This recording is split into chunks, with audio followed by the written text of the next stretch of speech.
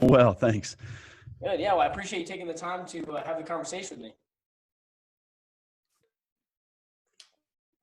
Well, thanks for reaching out, man. I appreciate it. I didn't realize that you had sent an email to Pursue Manliness with better details. So I apologize for that. Yeah, no problem at all. I figured, with everything that's going on, people are typically a little bit busier trying to, link everything that they're doing into one place or move everything online or whatever. So, Yeah, we're in Indianapolis. It's a little crazy right now with COVID and racial tensions, and it's just a lot of stuff. So yeah, man, I'm looking forward to this conversation. yeah, because I'm actually in Germany right now, so we're a little bit untouched. So I'm kind of like from the outside looking in, and it's always cool to talk to people from the States and like, what's it like for you guys out there, and like, what's really going on? Because we get some of the news, and then also, I'm not sure if you know, Jared, but I'm active duty military, so I'm out here, and we're kind of even more secluded because of that. Like, we don't get all of the news and stuff. So Yeah. yeah, pretty interesting. Oh, cool, man. That's awesome. Very cool. Thanks for serving. Hey, it's an honor. But yeah, one of the things, Jared, I reached out to you for is because I've been following you for a while, and about 2 years ago, I got real serious. Had a son myself with my wife, and got real serious about increasing and stepping up, like in my manhood and everything like that, husband and father. And I didn't want to separate too far from God. And I'd seen a lot of like popular manliness culture. It doesn't have a strong like identity in God. So I was like, who can I follow and who's out there really kind of linking the two together?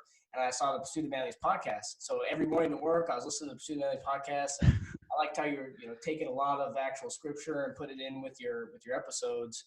So I guess really cool. So upon that, I saw you doing Tribe. So I'm just kind of curious, Jared, how did all that start for you? Like Tribe, the podcast, and like really that journey for discovering biblical manhood and not just like stereotypical, common culture. Yeah. What do you want the aha moment when it all came crashing down? Is that? I mean, just any of it, like, Yeah. Well, let me just tell you my story, man. I've been a pastor for about 20 years, and I had two daughters. I still have them. I have a 15-year-old, soon to be 15-year-old, a 13-year-old. At the time, they were like, I don't know, 5 and 3, and that's all we had. And we moved back to our home state, Iowa. And I've been in ministry. I wasn't depressed, but I was depressing. I certainly, looking back, I think I wouldn't want to be around me, And so we find out we're going to have a third child, and that was not in our plan at all to have a third child. And so we found out we're going to have a son, and he's born. We're living in a 1-bedroom apartment when we find all this out. We have 2 kids, and we're sleeping on the floor. It's not the ideal conditions for another child. So we end up buying a house a month before he's born. When he's born, he has a collapsed lung, and I think there was some other things, but that was the big thing. And when he's born, the nurse says, "I need you to come with me," and takes me out of the room with him. And we get into this like big gray elevator and takes me upstairs. I don't know where I'm going. It's like 4 a.m. and it's dark, and it has me sit down in this hard plastic chair, and these nurses come in behind this curtain and they just start working on this kid, and I'm like, what is going on? And so the nurse is kind of telling me in layman's terms, okay, collapsed lung, here's some other things we're noticing. If this doesn't she's kind of filtering what they're saying to me. And I just started praying, man. And I'm praying like naturally for healing. I'm praying for him to breathe. And one of the prayers that I prayed, and I still, was, God, if you help this little boy fight, then I will fight. And I don't even know what that means, man. I mean, I'm sitting there thinking, even in that moment, I thought, it sounds so weird, but I'm just praying, man, firework prayers, just throwing them out.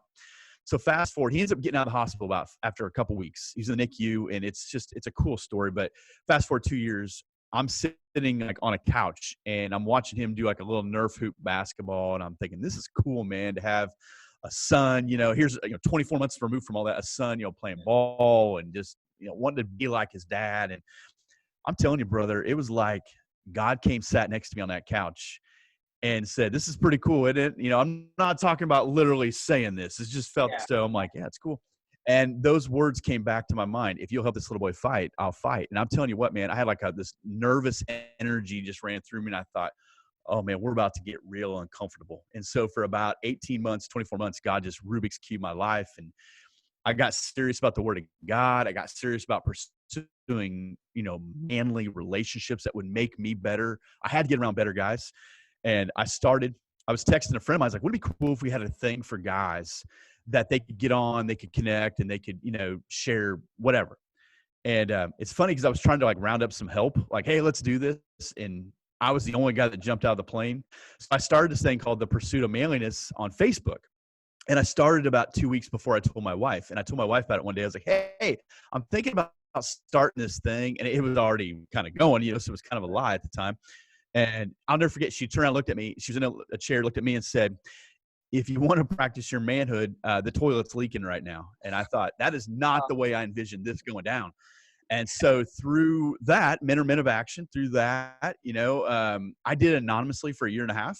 Eventually started a podcast. My first podcast interview, I interviewed a guy, and like 30 seconds in, he's like, you know what, Jarrett? And I thought, oh man, I've never said my name on this ever. So it's been quite a journey. And then, as you talked about, we're in Tribe now. We have Tribe going, which is awesome. We have a new Tribe thing that's going to start, I think, in September for fathers and sons. And so it's been neat to see what God's doing through that. Yeah, that's amazing. So it sounds like part of your prayer to fight ended up turning into, you sitting down, seeing your son, and God saying, hey, this is how you can fight. Is that kind of what I'm getting? That's how that turned out? That's exactly right. The point is that every day we get up, we have a new opportunity to fight for the hearts of the people in our life. So even if you're not a believer, people that listen, I don't believe in this Jesus thing. Could you agree with the fact that you should fight for your wife's heart? Fight for your kid's heart. And when you start to identify that fighting means effort, it means giving effort. And one of the things I do, I wrote it in my journal today. I don't really journal, but I take notes from scripture. But it was, I don't know, a year or two ago that I had this like, man, I thought I'd be better than what I am right now moment that we all get at different times in our life. And so I just write out 5 I will statements. I will faithfully follow Jesus today. I will make sure my wife and kids know they're the most important relationships in my life. I will equip them in Pursuit of Manliness. I will invest in Tribe. I will pastor a shepherd well. And the point is, I do that, and then I'm going to write some things next to it. Like these are the tangibles. So if that's what I want it to be, then I got to create real action for it to happen, or I'm just being delusional. And so if I'm going to fight for the heart of my wife and kids, then I got to be intentional about it. And I'm not always good at that. I'm more intentional at my work or podcasting than I'm at home. And so that's where we're really proven as men, is within our home. Yeah, I mean, do you think that's kind of natural for men? Like it's something kind of that I mean, maybe societally, we kind of grew up into with the way that the current generation of like manhood's passed down, or is that something that just kind of certain people, because that's one thing I did as well, Jared, is I actually invested into a program called Every Man a Warrior, and it's this whole program for men where they really get into scripture, and it's called Quiet Time. So you read a verse, you pick out like a commandment, a sin to avoid, an application to make, and you write those down to help really kind of cement those things in. And so just because I kind of had the same revelation as you, like I was a Christian, I was like, yeah, I'm about God, but I didn't know any scripture, and I wasn't able to tell anybody like, why I believe this or where it's, what I'm saying? So I felt like a phony. So I was like, I got to stop faking the funk and, really get into it. So it sounds like you learned the same thing. And so I'm just curious, like, what is it about knowing the scripture and really getting deep into that really changes the game for you, like as a man? Yeah, it gives you identity. It gives you an understanding of why you're here and what's your purpose. Because oftentimes, I saw my father-in-law, who was a minister for 40 plus years, retire. And like his first weekend he retired, he was at our house and we were talking, and he was really struggling with that. He's a man of God. He's a good man. He's a better man than I'll ever be. But talking to him, and you could see he really struggled. And I just remember telling him there's 2 non-negotiables in this right now. Number 1, you are still a child of God. Number 2, you are still the husband to your wife. It doesn't matter where you park your car. Purpose shouldn't change because of where you park your car. If I get fired today, my purpose doesn't change. It might be relocated to a different place. It may be realized in a different way, but purpose doesn't change. So when I got in the Word of God seriously, and I went back to Genesis, like, where else to start, and started looking at these things, I saw God gave us obvious instructions before we ever got to sin. There's 5 obvious instructions before we ever get to sin. Now that we're living in a sinful world, you and we're sinful men. We need to be redeemed by the blood of Jesus. What happens is I compare myself to you. So let's say we both have a podcast. Well, how many downloads do you have? Well, how many subscribers? That doesn't mean anything. Right. Jesus was never concerned about numbers, yet we're obsessed with numbers. Churches do that. What do you do for a living? And what's your education? And what degree do you have? And I've seen all those different levels, and not that we shouldn't desire to be the best at what we do. I absolutely believe that, but our foundation has to be in the fact that God's DNA is written all over us. And that is what gives me value. That what gives me purpose. And when everything around me in our world is crumbling, that doesn't change. That remains my focus, and that remains my pursuit. The first thing God tells us is to have dominion and to be fruitful and multiply. Well, dominion is not just go out and kill deer. Dominion means be a man of presence. So my presence either adds value or takes away. And to be fruitful and multiply is not just in child rearing and procreation, because if you never got married or never had children, then you're like, well, I'm out. Or at my age, I hope I don't have any more children. And so, no, that commandment is to give more than you take. And so when you look in Genesis 1 and 2, God gives us really clear instruction before we ever mess it up. I mean, he tells you this: if you're going to marry, you marry a woman. If you you work and keep what has been entrusted to you. I mean, those are obvious things that even if you're a non-believer, you go, yeah, I want someone who is responsible at work. I want someone that works hard. I want someone who has a good presence. And we understand that we can just build upon that, and the people around us get better because of that. Yeah, no, that's key. I like how you talked about the presence, because I think that's super crucial. And then the distinction you made between, like paying attention to the numbers and being the best, but also having a foundation like rooted in something. And that's something that I've been very fascinated by since I started my journey, is like, what is at the core of me as a man? And like, what am I supposed to do aside from, improving in my job and, all these extracurricular things. So that's great. And it really makes me wonder, like, because I think this is a struggle for people, Jared, and I want to make this connection, especially for my listeners, some of the men I roll with, because we're younger. I'm only 26. So I see a serious gap between like 30-year-olds and higher, and then like 27 and younger, where they're not like, they're kind of just like, well, everything I do doesn't matter, so it's just like do whatever I want. And I don't see that rooted kind of foundation of like who they are and that identity and that presence. So, and then it's like, how does that tie to biblical manhood as well? I kind of wonder, like, how to get more young men into the church and get more young men, who are, they believe, but they don't want to actually make that next step and start reading scripture for real and start, taking it seriously. So for you, like, how do we do that? Like, how do we get more young men engaged, just first and foremost in understanding their manhood, and then making the biblical tie as well? It's complicated, and it's easier said than done. We Titus chapter 2 talks about the older men investing in the younger men. Talks about the older women investing in the younger women. Well, the older people have to be willing. I remember having breakfast with a guy once. He was retired and he was widowed. Okay, so he had nothing but time on his hands. And I was telling him, I was like, man, you should be like connecting with young guys and telling them your story and telling them, And he looked at me like I was insulting him. Like, how dare you? Who are you to tell me what I should be doing with my time? Well, it's biblical. Okay. So, what's happened to me, and it is a total God thing, that along the way, there were 2, 3, 4 older guys, some of them considerably older guys, for some reason befriended me when I had no business being friends with these guys. I don't know why, but they did. And so what I learned was there is great wisdom in listening to them. Now, as a young guy, I spoke too much. I talked too much. I knew everything, right? I knew it all. I mean, I really thought I did. And looking back, I'm like, you were a fool. You didn't know anything. However, the older generation needs to reach out to the younger generation, but the younger generation needs to reciprocate that and say, hey, can I buy you lunch? Can I can I just pick your brain? Because you need both. You need both. Like, we have a worship guy who is 27, 28 years old. He brings an energy, man, that I don't have and I don't want to have. And I bring something that our older elders don't have. And so collectively, you build a really healthy team. And so as a younger guy, I would encourage you, seek out those older relationships. And yeah, you're not going to understand everything they're talking about or going through, but man, there is great wisdom in that. Find men that you admire their life, and not just from a professional standpoint. You admire their life from a personal standpoint. You see how they talk to their wife about their wife. You see how their kids respond to them, etc.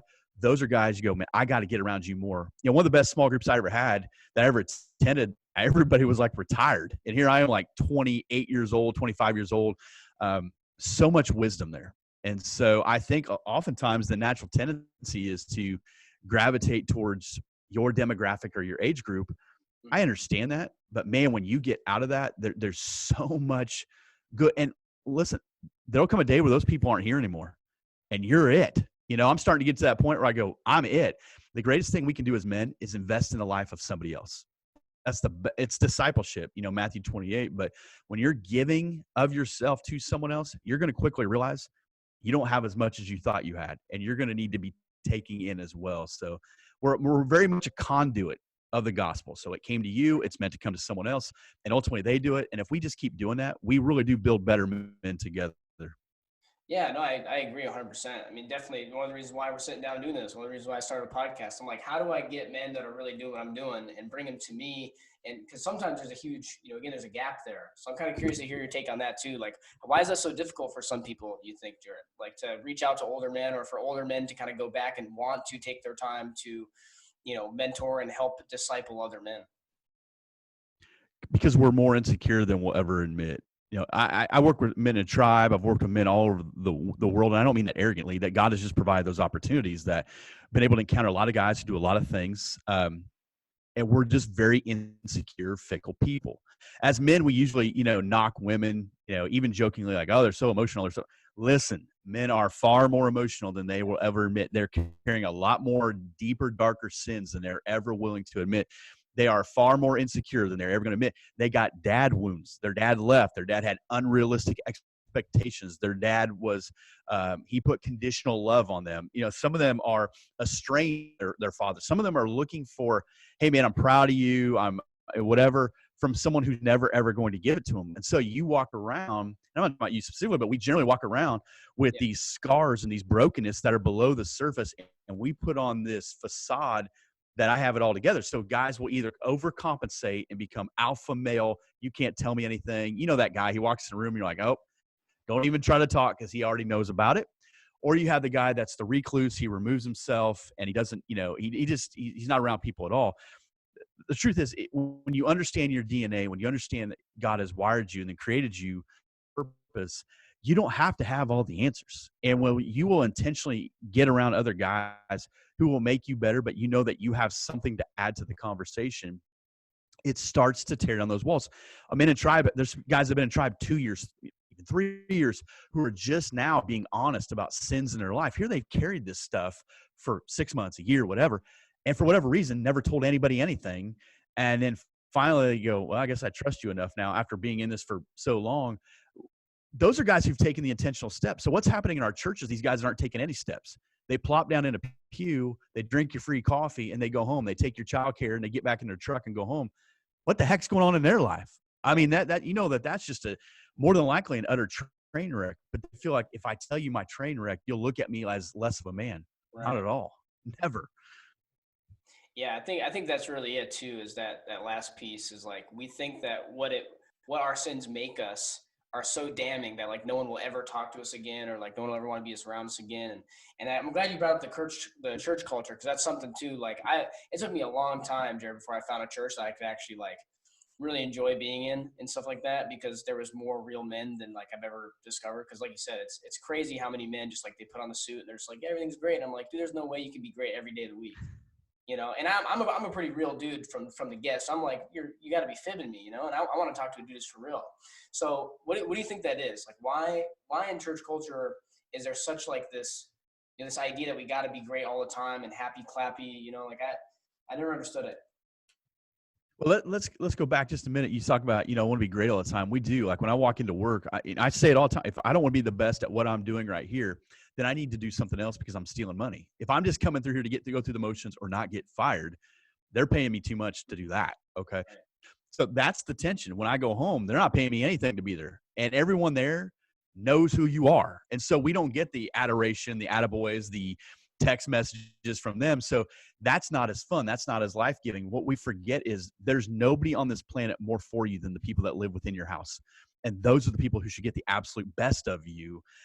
Because at the end of the day, again, you get fired, you die, you quit, whatever. They're the people that will carry on your legacy or remember you, or be there for you. Or for me, have hopped in a U-Haul truck and drove across state lines. So when it comes into a church, here's the truth. Men aren't in the Word of God. Men are not reading their Bibles. They're not doing these things. So they're putting on this facade, knowing that if I ever pull the curtain back a little bit, you're going to realize there ain't anything there. And so when they do walk in, they ain't carrying the Bibles. They ain't going to sing. They're not going to read. What are you doing? You might as well went to a golf course and just sat there. At least the view is better. And now the fact that you're not in the Word of God, you're not letting God teach you, you're not letting the Holy Spirit convict you, you're not going to let me talk at you for 35 minutes and tell you, hey, why don't you, right now we're going through a lot of stuff here in where I'm at. You got coronavirus, we have racial tensions, we have a lot of political stuff, and people will get mad at me that I don't talk about those things. Listen, I talk about Jesus every weekend for 35 minutes, and that doesn't change you. What makes you think me taking a social justice stand on something is going to change you? We're going to talk about the gospel, but people don't want to hear the gospel. Collectively, they don't. And so for men, it is like pulling out teeth to try to get them even to join a group. And you wonder why your churches are crumbling, because you would rather be a little league dad or go travel to all these sporting events with your pop-up tents and your bags of Cheetos and Gatorade so you can be around all the right families and living in the right neighborhoods. And meanwhile, your kid grows up to be a pagan. You're like, man, I just wish they would go to church. You had them for 18 years. You spent all your time in camping chairs at ball fields. That's what you got. That was your investment. And at some point, you're going to realize they're not good enough to keep playing, but they will always need to have a foundation of faith in Jesus Christ. But you didn't build that. And so therefore, you want to blame your church. Well, when you showed up there, you didn't do anything with it. And it's complicated. It comes down to want to. You have to want to be that person. You have to want to lead your home well. Your pastor can't do it for you. Your youth pastor. You can blame all the people you want in your life, but at some point, you got to own it. Yeah, and it really makes me wonder, why do these people still go? Like, they know that about themselves. They've probably been told by other people, and they still find themselves there. They're like, it's all right. And it's like, at what point does somebody in your life just call you out and be like, dude, like, why do you even go there? So well, and here's the thing. Here, I've said that too. Like, what are you doing? It'd be like you going to an Italian restaurant every weekend and calling yourself Italian. Now, maybe you are, maybe you're not. I don't know. I'm not. So if I went there, I'd be like, no, that's delusional. So they do come. They come unprepared. They don't, we go through books of the Bible, so you should be able to know what's coming next. If the weather's nice, they ain't going to be here. They're going to be camping, fishing, hunting season, forget it. Basketball season, forget it. Soccer season, forget it. So there's like this window of time that they may show up, and you're like, that. It would be like taking a college class and showing up 4 times in the semester and wondering why you didn't get an A or a B. Maybe if churches failed people, like you failed, you don't get to move on to the next. Maybe then they would wake up, but I don't know. It's becoming, it's very easy. And, with coronavirus, we've had to do a lot of online churches. So I would imagine it's going to be difficult to get our people back too. They're so used to doing that. And then I'll find people that aren't even watching the service on Sunday. So not only did you take that window, now you're not even engaging with the worship. Right. And then we wonder why our churches are so weak. Well, our men aren't doing anything. Right. Yeah, that's crazy. Because I think that's another thing too, Jarrett, that why so many young men that are Christians, they have this weird idea of like, so their Jesus in their eyes is like this weak, like, mamby-pamby type of dude. And I'm like, not in the Bible I read. The Bible I read, this dude's courageous. He's an amazing leader of men. Like, I don't know, like, what are you reading? Or like you said, they're not reading, so they really have no idea.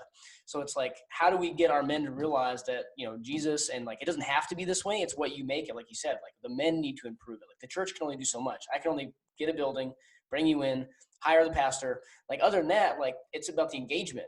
I say the same thing about like, I got a lot of friends and family who want to build like social platforms like Instagram and whatnot. And they're like, oh, I got 1 million followers. Yeah, but do you get like 10 likes? That's a totally pointless profile.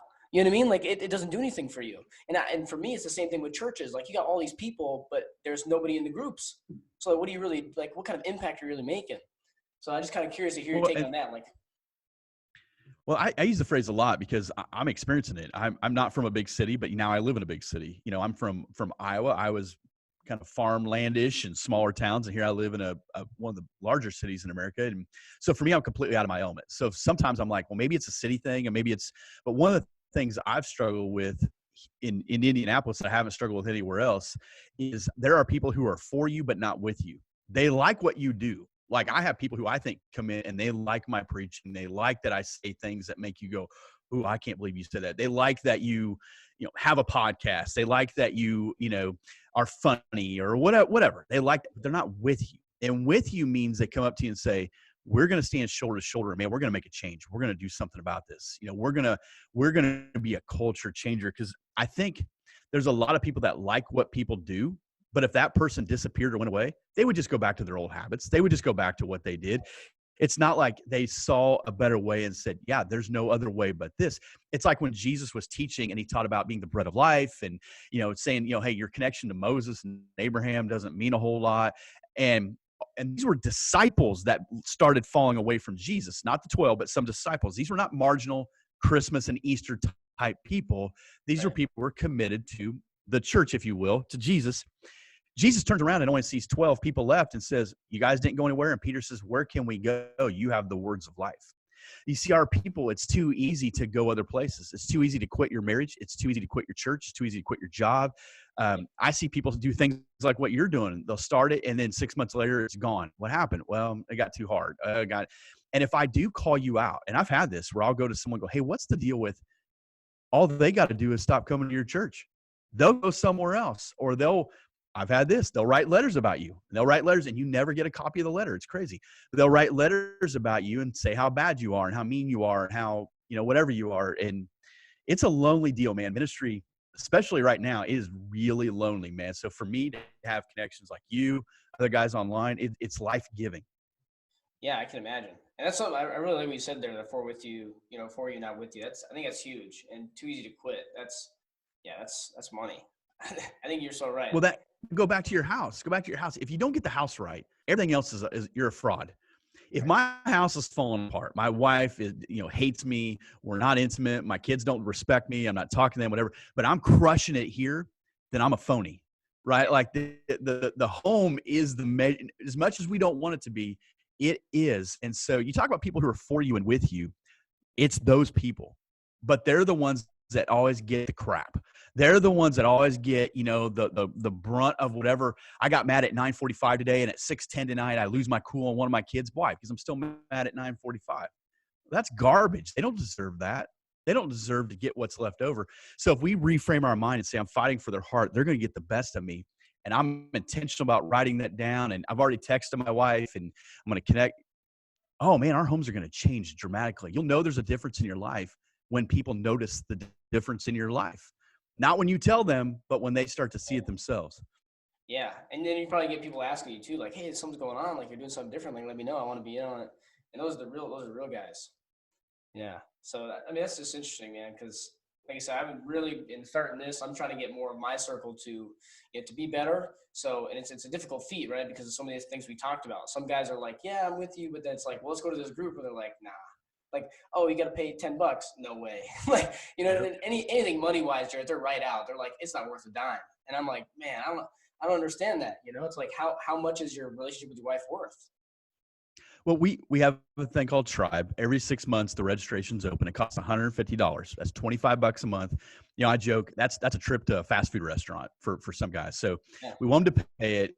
Listen, it's probably underpriced, when it's all said and done, but we want it to cost you something, but not to affect your house payment. So we tell guys this, we're like, hey, we want you to, and we got a great group, and I want you to get every single thing out of this. Here's what you're going to get. Here's what we do.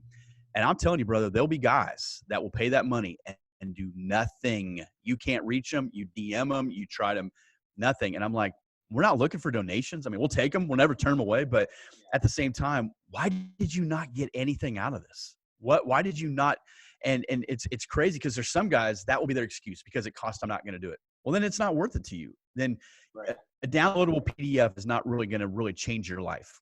So you're going to have to put yourself out there to get around better people. But once you do that, take advantage of it. If you're in a church, look for solid people and go to lunch with them or have coffee with them or intentionally sit by them, or heaven forbid, go to a small group or a gathering that's out of your comfort zone.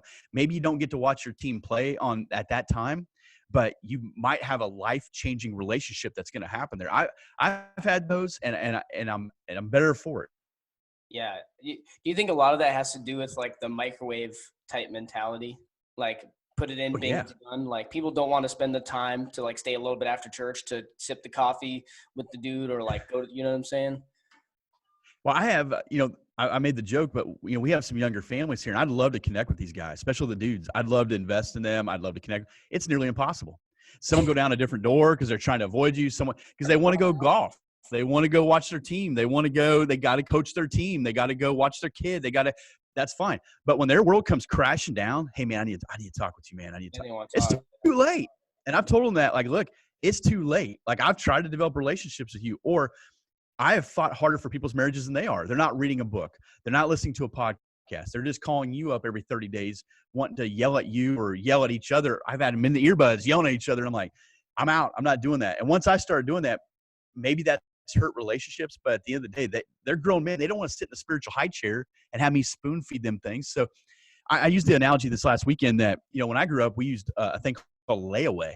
So my mom brought clothes up and said, here, we don't have the money. I'll pay $25 now. I'll pay. Yeah. We have a generation that wants everything right now. They want a house, as nice as my house or my grandparents' house, whatever, right now. Listen, it took years to get some of these things. And if you can't have it right now, you're mad. We have that with kids. They want their kid to get baptized. Their kid doesn't have a clue what they're doing. If I don't baptize them, they'll find someone else or they'll go to a different church and have baptized. Yeah. Okay. But you're making no investment. Guess what? There will be no return in that. Absolutely. I think people just don't really realize, because again, talking to my friends who are younger men, it's like they don't really realize how much work goes into even just being adults, like a fully functioning adult with like real opinions and ideas. And like, they don't understand that you can't just listen to something and be like, that's it. That's my opinion. Or you can't just like join this program and be like, well, I paid, so give me no, you got to read the stuff. Like, and that's the part, Jarrett. So like, how do you bridge that gap? Like, how do we get more, just, I guess, men in general, but especially like the younger men, the younger generation, to decide meaningful over just like easy and comfortable? Because to me, that's always been interesting. Oh, we always want easy and comfortable. I mean, we all do. I mean, I do. I mean, shoot. I think here's how I'd break it down, that we all know. You know things. If not, you can Google it. You don't need another sermon. You don't need your pastor to say something this weekend where you go, oh, that's it. That's how I do this. It's supposed to add on to this. So first and foremost, we get knowledge. You learn something. Okay. So we're going to get knowledge. We're going to get something. But if we don't apply that knowledge, we become spiritually constipated. Everything's coming in, nothing's coming out. And we become delusional. The hardest people to reach are the people that believe they're already saved. They're not going to look at scripture and talk to you about it. I'm good. Just leave me alone. It's my private faith. So knowledge moves to application. When you get application, you move the needle towards obedience. Now I'm living a more obedient life, a more virtuous life, which becomes morally excellent, where it directly benefits other people. If I'm living an obedient life, that moves me towards wisdom. And that's where you get discernment. And that's where you understand living through the lens of a biblical worldview. Okay, why do I not talk that way? Why do I not act that way? Why is that show bad? Why is that not a good environment? Why is that agenda evil? Why is that? If you just acquire knowledge, forget wisdom. You're never going to get there, right? I think it's like Ezra 7:10 or somewhere in there where it says he devoted himself to study the law of the Lord, to do it, and to teach its statutes. So Ezra was going to read the Bible, essentially. He's going to live it out. He's going to teach other people to do the same thing. Right. Our people don't want to do that. They want to sit maybe on their phone, maybe take notes, tell you maybe it was a good sermon, or beat you out the door, either way. And then don't make me, you won't see me again till next Sunday, maybe, unless we have a ball game. Ooh, camping trip or fishing or anything else. Well, that's why you're in the situation you're in. And you can't manufacture maturity. You just can't. Oh, I like that. Can't manufacture maturity. That's so true. Because it's almost like some of these people really believe that knowledge is going to actually like change them. Like just knowing it will change them. And it's like, well, if that was true, then nobody would need to do anything. Or like our phones would make us insta awesome. Like just having knowledge really doesn't do anything, like you said. So it's like, I don't understand that. And then the word you said is obedience. And that's like a swear word, Jarrett, to like some young men. Like you mentioned yesterday, I liked your post. You mentioned that thing. And I was like, that's such a bad thing for people. They don't understand obedience. Like I had a coworker earlier was like, I don't like my boss, so I don't like to do it. And I'm like, you don't even have a choice, bro. Like, why don't you just, you forget the dude. Like you don't have to follow the dude, but like if the principle and the task is sound, just do the task. Like that's maturity, right? Like that's what men do. So it was different. Having that conversation, I was almost amiss. I was like, I couldn't even imagine my dad. Like my dad would just smack me back of the head if I said that. Yeah, we had a phrase growing up. It was, I'm not asking, I'm telling. So it was not a democracy by any means. But I think, I don't like my boss. We've all been there. We've all been there. We go, man, I don't respect this guy. I don't like this guy. Well, then that's a heart issue. Then you need to start working on that. Whether you're a believer or not, that means your heart is not good. And if you're not a believer, in either way, someday you may be a boss. Do you want people in the break room going, man, that guy, he ain't got a clue what he's doing? Because honestly, if you've been a boss, sometimes you don't have a clue what's going on. When I took this spot as lead pastor, I'm like, I don't have a clue. So the only thing I can do right now is preach the gospel, because some of these decisions, I don't know culture. Sometimes you think a boss has all this information or all this collateral, or sometimes you don't have the resources to make decisions that need to be made. So that really comes down to being it's a heart issue. But, we have guys, we'll talk to, like my wife doesn't like the word submit. I understand that's a bad word. Sin's a bad word right now. It's a Bible word. But if you are a man who understands like loving your wife well, if you understand like serving her, all those things, the word submission never comes up in our house ever, right? Like at the end of the day, we know because we have a biblical relationship. If you have to walk in and say, I'm the head of this house, you're not. And some guys think they are because they're the oldest male, but they're not. And so what we tell guys is you should desire to be the patriarch for your family. That's a high calling. And a patriarch means the family looks to you, and they look to you because you've earned that. And so you might be, let's say a father with 4 sons. All 4 of those sons with their families are the patriarchs, but so we submit to that patriarch. When you understand that structure, it's easy to submit to God. It's easy to become someone worthy to be submitted to, because I understand when I come here or go somewhere else, I too submit to other people. We are all under authority. And so that's there again, when you go that alpha male, like, hey, I'm the head of the house. But when you come home, you plop in the recliner and eat a bag of Cheetos, nobody's submitting to you. And then you're going to tell them, submit to me. That's a facade. But when you pursue spiritual health and you make your family a priority, we don't talk about divorce and we don't talk about submission. And there's a lot of words that never come up because it's not in our vocabulary. It's not necessary. Right. Yeah. And I think even that's kind of a swear word now too for people, like patriarch, because it's like the idea that like everybody, they miss the piece where it's like, it's an earned position. It's not an automatic position. Like you said, you don't just show up and you're like, well, I'm a dude, so I'm the patriarch. It's like, it's not quite how that works, I'm not sitting on a throne. Like I don't have, that's my chair. And I tell guys that too. If you want to say, hey, that's my chair, my fridge, my whatever, because just wait till your kids grow up and move out and have kids and you go to their house and they play that card on you, you ain't going to like it. So when I talk about patriarch, I mean, I am responsible for those people. I keep my head on a swivel. I'm mindful of what comes in our TVs. I'm mindful of what I hear in our devices. I'm mindful of relationships that are happening. People that come to our house and all. So I'm protecting my camp as a patriarch. And hey, if that word offends somebody, then what's your word? What do you use? But at the end of the day, however you want to look at it, I am responsible for the people that live within my home. And someone knocks on the door in the middle of the night, I don't wake my 7-year-old up. I don't nudge my wife and go, hey, go get it. No, it's my house. It's my people. And that means that sometimes I have to be the bad guy of being the heavy. Like, we're not going to go there, or we're not going to have that, we're not going to watch that show, or I'm not always the heavy, but I'm the protector for sure. Right. Yeah. I would even say, like, I always described it as like, you're actually more so thinking about others than yourself. And some people, they have that reverse. Oh. They think that being that guy means that I'm always thinking about me. And it's like, if it's not good for me, it's like, it's the opposite, bro. Like I'm here doing it for you. You get all the perks. I get the prime parking spot. I get, hey, sometimes my kids eat my leftovers. Sometimes they drink all my sweet tea. Sometimes, they're on my TV. That's okay. That is okay. It's not about me. It's really not. It's about me giving of myself. And I don't have this figured out. I'll say that. But it's about me of giving of myself, being mindful that, man, I've been charged to love these people well and fight for their heart. That, for example, we're going to have more people in our family at some point. My daughters are going to marry 2 guys. I've been praying for my future son-in-law every day since they were born. And I pray for his parents, because in-laws can go sideways. I pray for my son's future wife and her parents. And I pray that they're pure. I pray that they love Jesus. I pray that it'd be obvious. I've been praying for those people every day of their birth. They're out there somewhere. But that's the role of a patriarch. I'm responsible for that. And I know at some point they're not all going to live under my roof, but I got to do the best I can with what I got, as long as God allows me to do that. Yeah, that's huge. That's pretty powerful too, like praying for all those people. Like, most people wouldn't even think that far outside of their circle. It's like, what did it take to get to that point, Jarrett, where you were like really thinking intentionally about that far out? Because I'm telling you, I've never thought that far out. I mean, just with the program I started, like I just really started getting into like, my kids and outside of a little bit outside of that, like who they hang out with. I pray they're good people, things like that.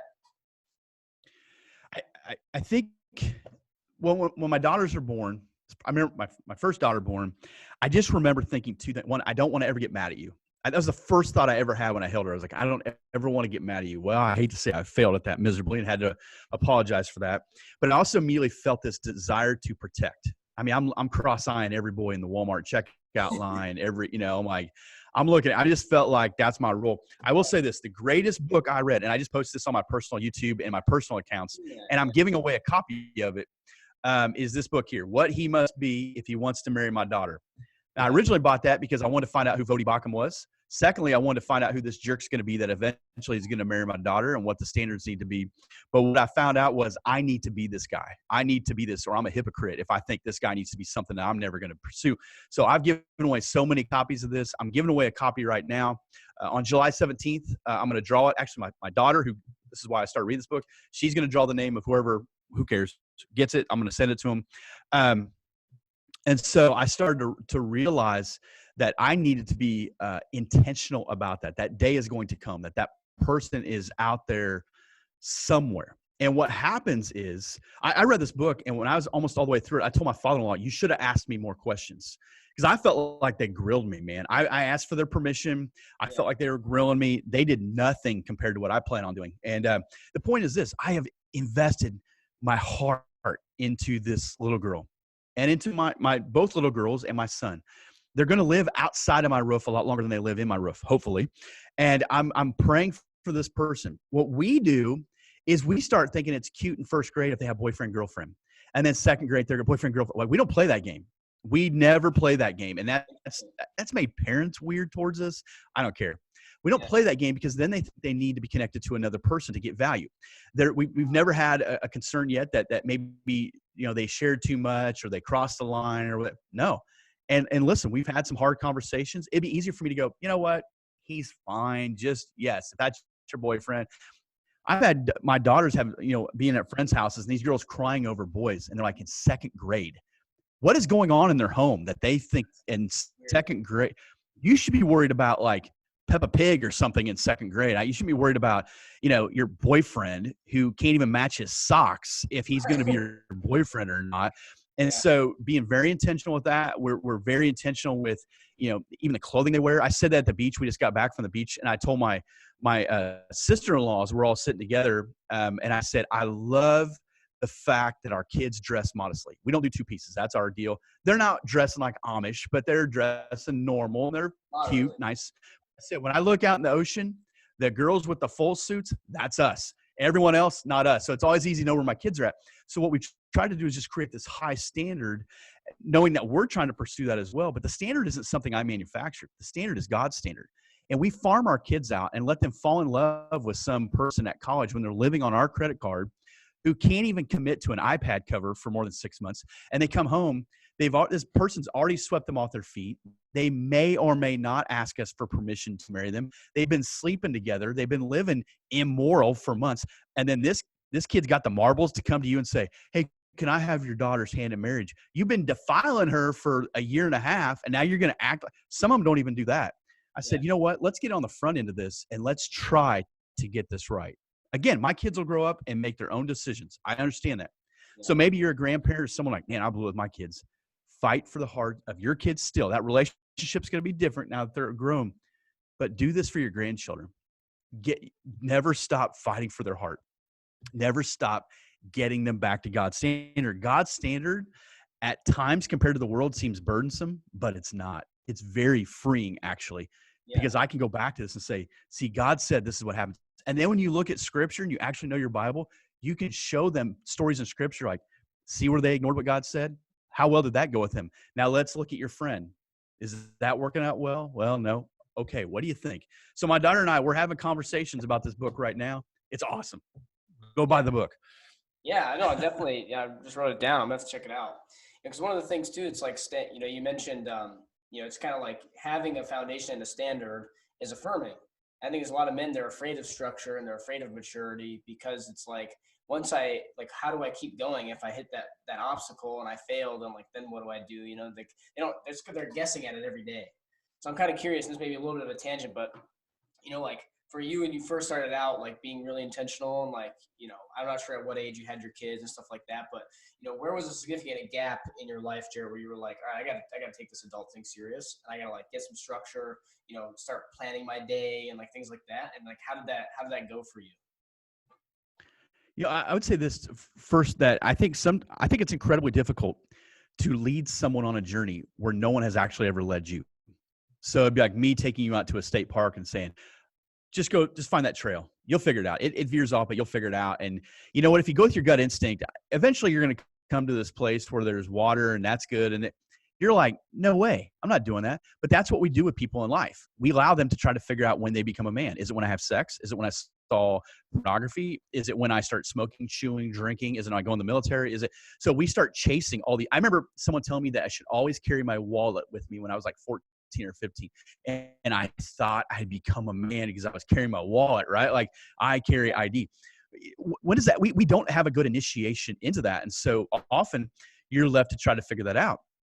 For me, it really came when that wake up call of, God, if you'll help this boy fight, I'll fight. And having that strong conviction. Now, remember, that was 2 years removed. I'd already forgotten about that prayer. Here, this kid is now 2 years older at least. I'm moving on, and I was delusional. I just kept thinking things will just get better. They'll just promote me in my church, or there'll just be a church call me that wants me. I was exerting no effort. And when that happened, when I started looking at scripture and really looking at what does fighting look like and what does it mean to be a man who lives with shocking effort, you begin to realize how little effort you're actually living it. Like, I can't imagine just doing this. I don't mean that an insult to anyone who's ever been a pastor, that was just a pastor. I can't imagine just doing this because I have so much, like, I want to give this, I want to say this, I want to do this, even today, I'm like, okay, I need to create this. We live in such a time where we can constantly be edifying one another. This conversation we're having right now, we're in radically different time zones, but we can encourage one another. And someone who's going to listen to this in their earbuds, driving down their truck someday, who accidentally stumbled upon, your podcast or my podcast, that's getting around better people. So when I started to get around better people, which took a lot of work, suddenly I began to realize I need to raise that standard in my life. Then I realized I only get so many days in this life. If you're lucky, you get 80, right? So if you want to be healthy, eat, run, whatever you want to eat, cheeseburgers, whatever, you're probably getting 80 years. I'm only going to get so much time with it. So I realized my day, it began to affect my week, which began to affect my month and my year. So I started breaking that stuff down, the way I do my schedule. Recently, I started looking at Teddy Roosevelt's schedule that he used to keep and trying to mark up. That's crazy. So what I had to do was I had to realize it will not be for a lack of effort. My life will not be for a lack of effort. This day, they don't always go the way you plan, but it will be effort. To make sure I'm giving full effort, I got to start it out right, and I make sure I get those things right. I get my calendar set. I put certain things on my calendar, like I need to work on sermon writing. I need to send emails, whatever. So I start blocking that. And then what I realized was how much time I was wasting, whether it was just drinking coffee or scrolling on Facebook or watching, I don't do Netflix, but watching TV or whatever. I waste a lot of time. And a lot of times we just mind numb ourselves and say, well, I'd rather do that than address reality. So it really comes down to how much effort are you willing to give? And when you realize you're going to give effort, you don't want to waste your effort. It's like building a great fire. You don't want to waste it. You don't let some jackwagon come up and start mucking with it. You're like, leave it alone. I've been building this fire. When that fire is built inside of you, it will continue to burn. But you realize other people who need help with that fire. You're like, yeah, he ain't got it. Okay, that path will not get you to where you need to be. And that was a big point too. Once I started getting what I felt like was disciplines in my life, and discipline is not punishment. So once I got disciplines, I thought, I want to help other people do this because I was that young guy who was delusional about the future. And unfortunately, there's still a lot of guys that would rather remain delusional, but man, you get around those guys, brother, and they help continue that fire. They help kindle that fire inside of you. Yeah, I think because I started doing that again like 2 years ago, and I got real serious about some stuff, and I started time blocking a little bit, and I still run into a lot of issues. Like for me, the biggest one, and I'm curious how you handle this, but when everything just kind of explodes, and like nothing went according to like how is even like what I'm saying? Like the kids are crazy, like something happens. I got two boys, an 8-year-old and a 3-year-old now, and there's those days where like either I get sick and I'm like laying down, I'm out of it, and the wife's, she's trying to figure it all out, just total massive explosion in the house. And it's like, what do you do then? Because that for me is like, it takes me a little while to rebound and to kind of like collect my bearing again and kind of figure out like what I gotta do. So Man, I don't have, life coach answers. I can just tell you my life. And I believe this is my wife's like, come on, man. I believe that I can make a video or podcast every day. I do. I don't mean that arrogantly. I'm not saying it would be good. I just believe I could do it. And so there was times where I would bring like 3 or 4 shirts to the office and I'd make a video and I'd change my shirt. I'd make another video. I'd change my shirt because I had all these ideas and I wanted to make them fresh. And I was going to, and inevitably when I was running like that, I got sick. It was just so frustrating. I'm like, no, not now. Like, not, this is a terrible time to get sick. Or, like you talk about your kids, or recently on vacation, I brought nothing with me but my phone. And I brought some books, but I didn't bring a computer. I didn't bring anything to doing that stuff. And it's twofold. One, sometimes you're running at a speed that's not healthy. So I used to use grit and all these, hard work always pays off and all that. Sometimes we're working in the wrong directions. Sometimes you're really working hard at things that don't matter because it matters to you or you think it should matter. And I think when you get banged down, when you get knocked down on that mat, sometimes you got to evaluate, okay, I'm going to get back up. But what do I do different when I get back up? Because if you keep doing the same thing, that's insane. But the second part is when you get unraveled, and it's going to happen. I know because I have a framework that I can get back to that. So I'll have weeks here in the office where I'm like, that was unproductive, or that was not good, or that I'm so sick of moving chairs or having meetings. Or one time we had a funeral a week and we had let a staff member go. We had 3 funerals in that month. Like the whole month was just insane. But I had the disciplines of writing sermons way out in advance. So I wasn't crunched. So when you have that framework, I can get back to that. And listen, my framework or what I do may not work for you. Like for some guys, their jobs they're on the road a lot. So they're going to have to do that different, but you have to ask yourself, here's the things I want to do. What is it going to take to get there? And what am I willing to cheat? What am I willing to, it can't be your home. It might be a hobby. It might be that you don't watch your team. It may be that you got to get up earlier. It may be, but you got to create something that is sustainable. Now there are seasons you may have to grind, but I want to be sustainable. I can maintain this over time, but I also want it to stretch me. I want to have to keep growing. Doing podcasts, you have to decide it takes a lot of work. I'm reaching out to people. Sometimes they don't get back to you. Sometimes they do. Sometimes, but I also want to be stretched in it. So I'm going to keep getting better at it. And when that happens, man, you're going to look at yourself, a year and a half later and go, wow, that is incredible, but I got so far to go, right? Like you keep stretching yourself. Yeah, no, that's awesome. I appreciate that. I know, one of the other things too, like since I started really kind of pursuing podcasts, and, we're starting like a little group that's kind of similar to Tribe, but just for, young men to come together and things. And sometimes I feel bad because like my kids are just downstairs playing on their own. And I'm like, man, should I be down there, like intentionally, like being a part of their lives? And so it's like, I'm fighting that sometimes. So I'm like, oh man, sometimes I should get out of the office. Maybe, I don't know. But dad guilt is real, man. Especially I talk to guys, I'll say first 5, last 5. And what does that mean? But here's the point. The first 5 minutes in the morning, I'm terrible at mornings. So for me, it's going to be it's going to be the last 5 minutes before they leave the house. So they all go to school. We're going to pray. I'm going to make sure I'm going to be very present downstairs. I'm just going to stand there. Sometimes I'm just standing there literally like watching people come and go, whatever. But that's the last 5 minutes before they leave the house. I'm going to get the first 5 minutes when I come home. I'm going to stand in the kitchen. That's the main hub of our house. Now, man, I am a creature of habit. I want to change. I want to use the restroom. I want to, whatever. I'm going to stay there and I'm going to find out. I'm going to find out there's one kid I haven't seen yet. Where's she at? I'm going to go to her room, whatever. First 5 minutes, last 5 minutes before they go to bed.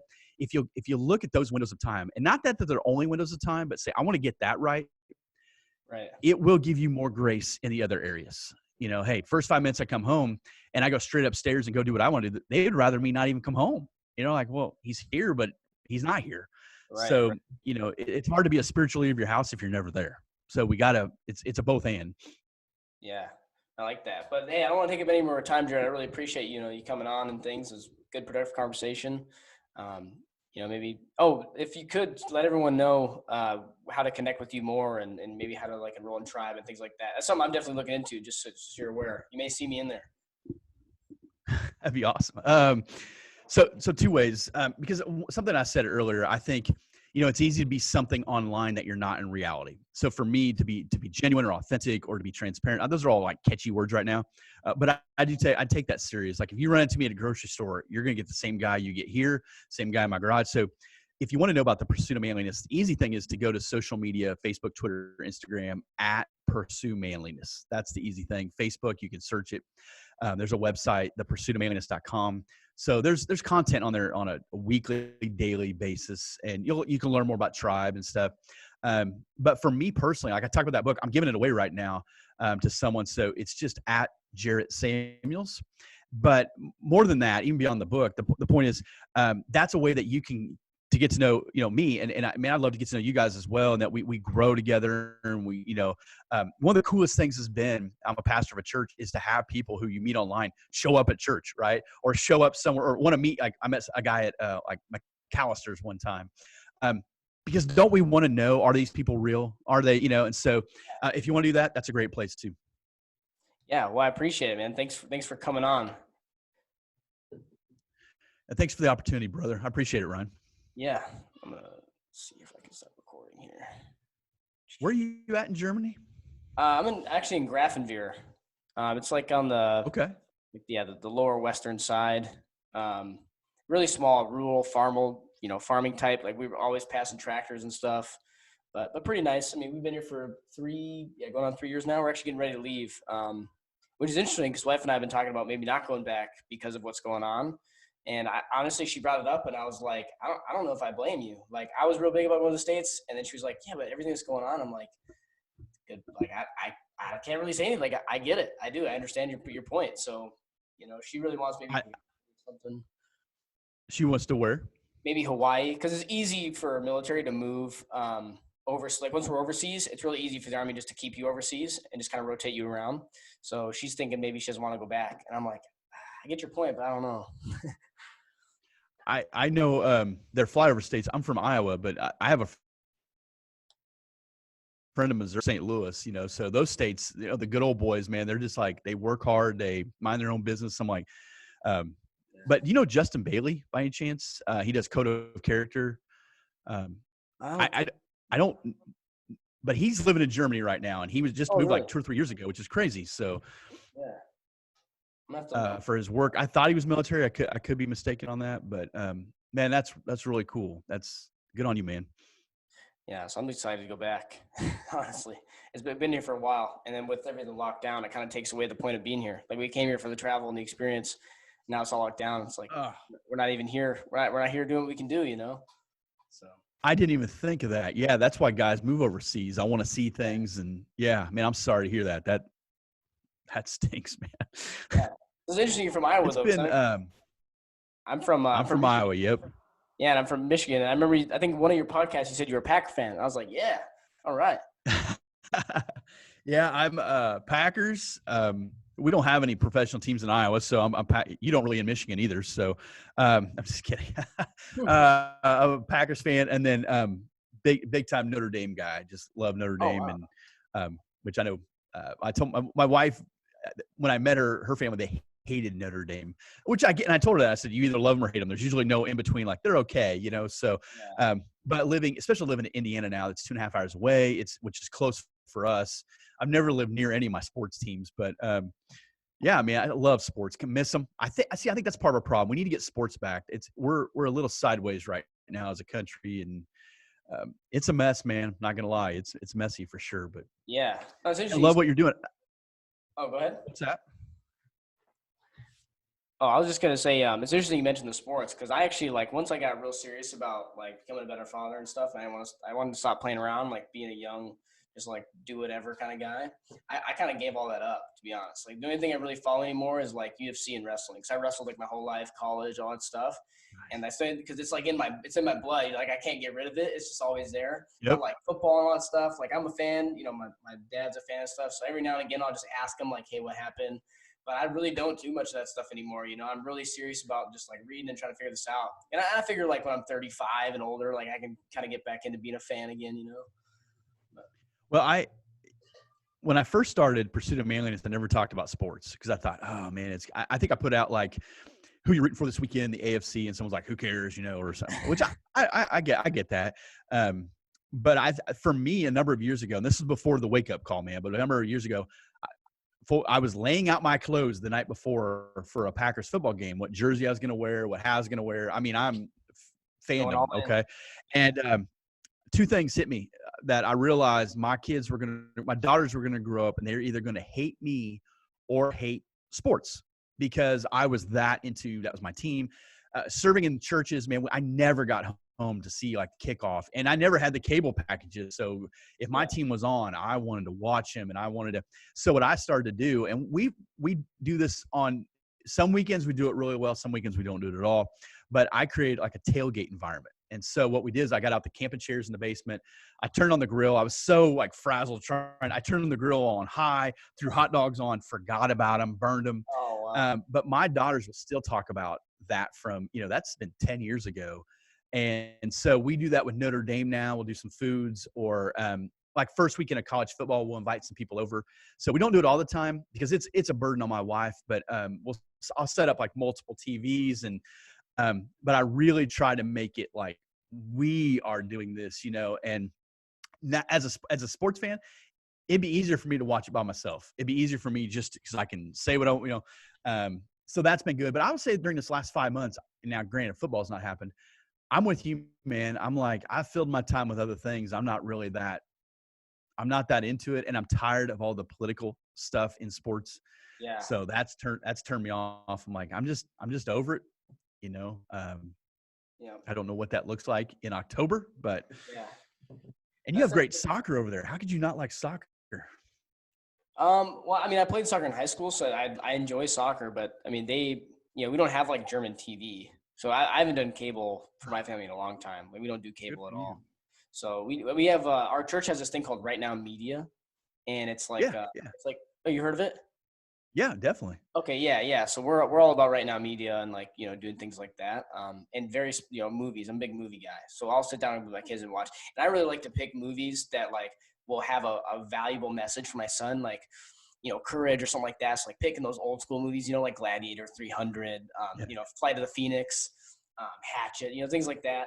So we do more of that. But I do enjoy soccer and I do enjoy sports. Just it's not like I'm very oddball in this too, especially because my age, Jarrett. People are always like making fun of me. They're like, "What? Like no video games, no sports." I'm like, dude, not at all, not a lick. Man, I made a post about video games once in my closed Facebook group, and I got hammered. These guys came out of their mom's basement and just shook their Xbox controllers at me. My point was, I have never counseled a couple. I've never met a couple or counseled a couple who the husband was hooked on video games, had a healthy marriage. I never have. It's always been a detriment to their marriage. And these guys come out and I'm like, I'm just telling you my experience. That week alone, I had 2 different couples that I knew of. Their marriage was done because he was hooked on video games. I had a guy in Tribe once. I was talking about what takes your time away. And he said Minecraft.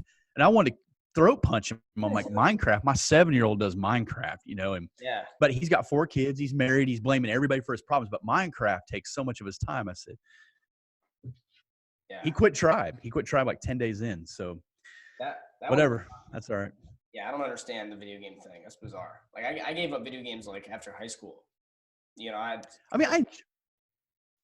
enjoy it. I mean, I get it. I get it as entertainment, but you got to level up your life and you got to build these. I'm like, I watch these, even Packer fans that I'm connected to, they're like playing like franchise mode. I said, who has time for that? Who has time to play franchise mode? Right? Yeah, I think what you said there too is very important. Like, I always tell my friends, they're like, why never? Like, will you try it? And I'm like, honestly, once I'm comfortable, like where I'm at, and it's not that I'm not content. Like, I'm a content dude, but I feel like there's a lot that I need to learn and like square away first before I can honestly say, because what I'll hear people tell me, like, man, my finances are out of whack. And I'm like, well, what are you doing to do it? And they're like, well, the first hours of my day are video games. I'm like, well, there's your problem right there, buddy. Like, you know what I mean? You're trying to get these things squared away, but you're playing more video games and squaring it away. Like, I don't understand. So that's kind of been my beef with it. But you're right. They're like one of the most fierce organized gangs on the planet. I think the video gaming community. I mean, I had some good friends of mine I've met through Tribe. One of them would text me every once in a while, just kind of joking about it. It's like, maybe you need another video game post or something, because I mean to tell you, these dudes, because there were guys that agree with my post. And listen, if you play video games, I'm okay with that. I'm not saying you can't play video games. What I'm saying is, in my experience, which is just a one guy's experience, that has never been a good thing. There's other things I could say. There's other things I could say. In my experience, this is not good. Guys that travel a lot that have unaccounted for time. That's rarely, if ever, been a good thing. Men who remove themselves from any form of community, never a good thing. There's certain variables that you just go, hey, statistically, that's bad in this experience. But I mean to tell you, they were upset. Now, they won't talk about Jesus. They won't talk about, hey, Hebrews 11 says, they won't do that, but they will defend their video games. That tells me something.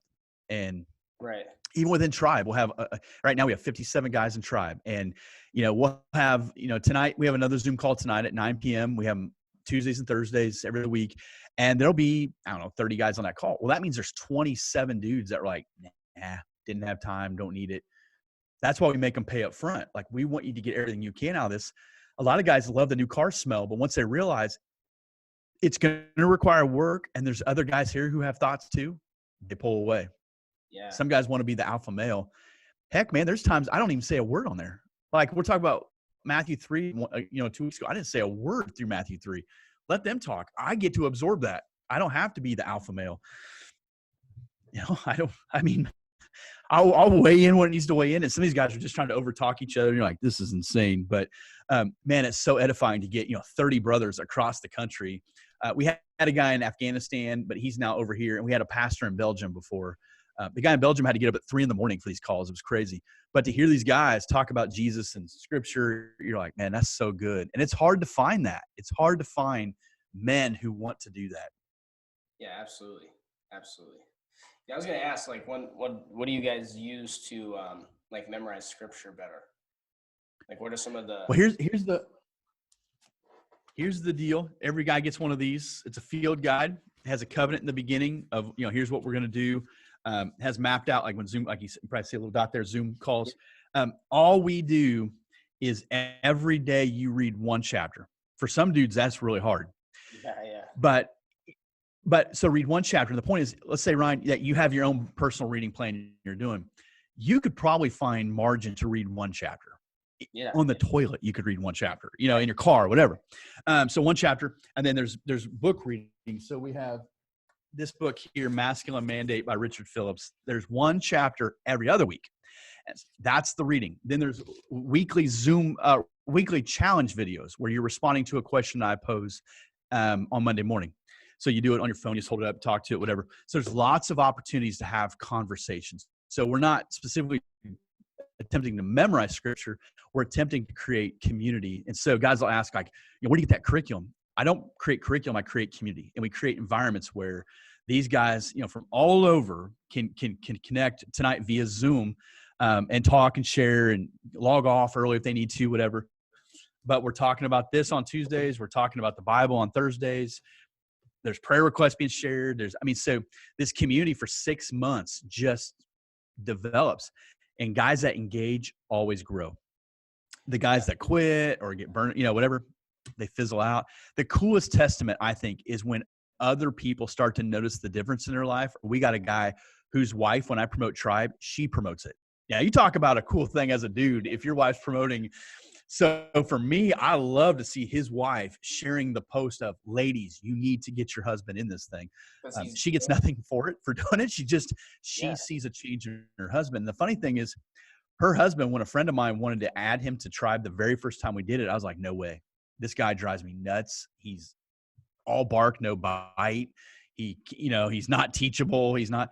And I'm telling you, over 3 years, it's been unbelievable. He's confessed sin in his life. He's now leading a group in his garage with other guys. I mean, and it's not me. it's God doing that through the community. So Right. Oh, that's awesome. It is great. And that's why, one of the things I was just like, if I can't find one that, that I like, I'm going to create it, especially because, again, my thing is for a lot of the young men, because I don't know what it is about older men who are like, I got to figure it out now. Like maybe it's like, I don't want to regret it thing. So it's like, let me make sure that I got all figured out before I leave. But like the young men are really puzzling, to try to figure out like, how do you get them in to figure out, what's going on, and just engage and connect, have conversation like this. So, I built it. And Ryan, a lot of times is that, I've been that age. You just didn't think you really needed it, or it feels stuffy or uncomfortable or strange. And it's funny to me, like tonight at 9 p.m., I'll post it in the group here in just a minute. Remind guys, tonight, Zoom call, these men become super dad. Oh, I got to help my wife with the kids. We got to do groceries. All of a sudden, you're dad of the year at 9 p.m. Eastern time. No, what you're doing is you're avoiding community, and you're avoiding the opportunity. I don't care if you get on some guys get on the call and never say a word. That is okay. You're absorbing what's going on here. That's awesome. But these guys, all of a sudden, they're the busiest human being on the planet. Or I got to get up early. They become farmers all of a sudden. They got to get up real early the next day. And when this guy Jacques from Belgium is up at 3:30 in the morning to be on a Zoom call, he eliminates a lot of excuses. Garrison, who was in Afghanistan, in a military base, and things are going off around him, and he's on a Zoom call, that eliminates a lot of these pathetic American excuses. And just as long as you have nobody around you that challenges you, you believe your own excuses. Yeah, I mean, it's like how much of that is like how they were raised too, Like I know for me, like being in sports my whole life and stuff, and my dad he would never let me chimp out of something, like. Yeah, there's no way. Like if I wanted to even just like take it halfies, like he'd smack me back in the head, like, what are you doing? Like you're here for like, I didn't drive all the way here just for you to go halvesies, that's not cool. So when I'm in something, like I'm in it, like I don't even understand, especially if I pay for it. Like, oh man, there's so much other stuff I can do with that money instead of paying for it. And like, if I'm going to pay for it, I'm going to get everything I can out of it. Like I'm maximizing my money. That's what I tell them. I mean, you figure if these guys, it's 6 months at a time, some of these guys been in for, let's say 3 years, was it $360? That's $900. But I think looking back, you and I have spent $900 on things, whether it's food, whatever, we've spent the money. So I will make that, I'll make that video every once in a while. Like, guys, you've taken the first step. Go get every single thing. You get a field guide, a book, a t-shirt, a sticker. And that's about it as far as tangibles that I give you in return that you physically can hold. That ain't worth $150. No. But I'm telling you, I talked to a guy yesterday, and you should have him on your podcast. Doug Cole of Sword Brothers. The dude is legit. And I was talking to him, and he said the same thing. He's like, I have friends from Tribe I will have for life. These are men who hit me up. I can hit them up. I can text them at any time. I'm like, absolutely. And to me, that's why we pay the money. It's skin in the game that I'm committing to this. It allows me to say, honey, am I able to commit to 6 months of this? I'm going to start a father-son thing. I think it's going to launch in September, and it's a 3-month window because kids got schedules and schools and whatever. But it's a similar idea, and I've told a few guys, and their sons, my son included, are jacked for this. But what's cool is my son's excited for it because he sees me do Tribe. And he's talking to my wife about it. He was saying it last night. He's like, or 2 nights ago, he's like, yeah, because they're seeing their father do these things. Now, man, I'm telling you, if my son will grow up and he's able to look at a Zoom call and see Ryan and his son or whoever on all these squares, and even at 7, 8 years old, he's starting to get in his mind, this is a good thing. Yeah. We just laid the foundation that when he gets in, 18, 19, 20 years old, I got to find quality people. I got to find better people. And it's beyond the Little League fields and those places. So, man, we've had over 100 guys in Tribe, to over 200 collectively. That means, I think 96 men have at least done it twice. So they've at least done 2 times. Some guys have done up to 6. And it's incredible, the stories that are told. But it's also sad, the guys that just, you see the potential and they never do a thing with it. And you're like, what a waste. What a waste of money. I think it's probably a lot of the reasons why, like, that's the telltale. If someone asks you, like, why am I not successful? To me, that's what I point to. Like, dude, you got this thing for however much you paid for it, and after the second day, you're out. Like, you got a discipline and consistency problem, brother. Like, I have a guy who's like a life coach guy, and I'm not a big life coach fan, but I know some good men who are life coaches. So I will say that, but he's saying, you got to raise the price. You got to raise the price. And I'm like, no, because I want to reach guys like me. I grew up in a blue collar town. I didn't have a lot of money. I didn't know I was poor till I went to the public junior high school. We weren't poor. We just didn't have right. what other people were having. There was no privilege in our house by any means. So anything we had, we worked for it, and you earned it. And so I paid off my student loans, the whole deal. I'm looking for regular guys like me. If you think you're exceptional and that you're building an empire, I'm not your dude. I'm just not, it's not my thing. But he even admitted to me, he's paid for a course and did nothing with it. He actually let it expire, and and I'm like, and it was like $400. And I said, see, I'm not about that. Yeah. I'd like to get $400 a person. That's not what I'm in this for. So I'd rather, for me, the guys I reach the most in Pursuit of Manliness and Tribe are first responders and military guys. And I've never been either one of those things, but first responders and military guys crush it in Tribe. And I think it's because they have that brotherhood and they know they need it, but now they're looking for Christian brotherhood. No, exactly. You can find it in military. I got some really strong friends in the military, Christians, but average Joe guys and pastors are the worst. They are the worst in this thing. I don't know why. When a pastor signs up, I'm like, well, thanks for the donation. He's not going to do anything with it. That's wild. That makes you wonder, how did you first start putting the message out and getting the first couple of guys through? Because I put my thing Tribe. Up. Yeah, for Tribe.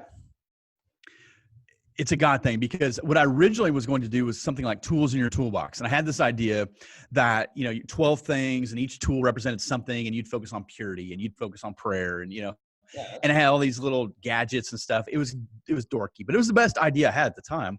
And I made a post at the end of December of one year. And I said, what do you need in the following year to really grow as a man? And this one guy who I marginally was aware of, I think, said, I need men. Like, I have no real good men in my life. And I don't know how it kind of flushed out, but the worship guy was all about it at the time too. And I went to him and I said, hey, I want to do this thing. And, we called it Tribe. I had this name Tribe in my head for a long time. And so I said, I want to do Tribe. And here's what I think it's going to be. And it was 5 months long, because I was just going to try it. And there was no Facebook group. There was no Zoom calls. It was just once a month you had a phone call with me and you had this reading plan. And it was like, okay, this ain't. I reached out to 7 people and said, would you do this? There's no cost. I just want to know if it'll work. And one of the guys was a guy that was in my group that was solid. He said, I'm in, let's try this. And 3 guys from my church quit almost immediately. And it's pathetic. And ironically, they all 3 have signed up for this session of Tribe, which is funny 3 years later. So we did it. And out of that session, I think we retained 4 guys out of the 10 we had. Not a good success rate.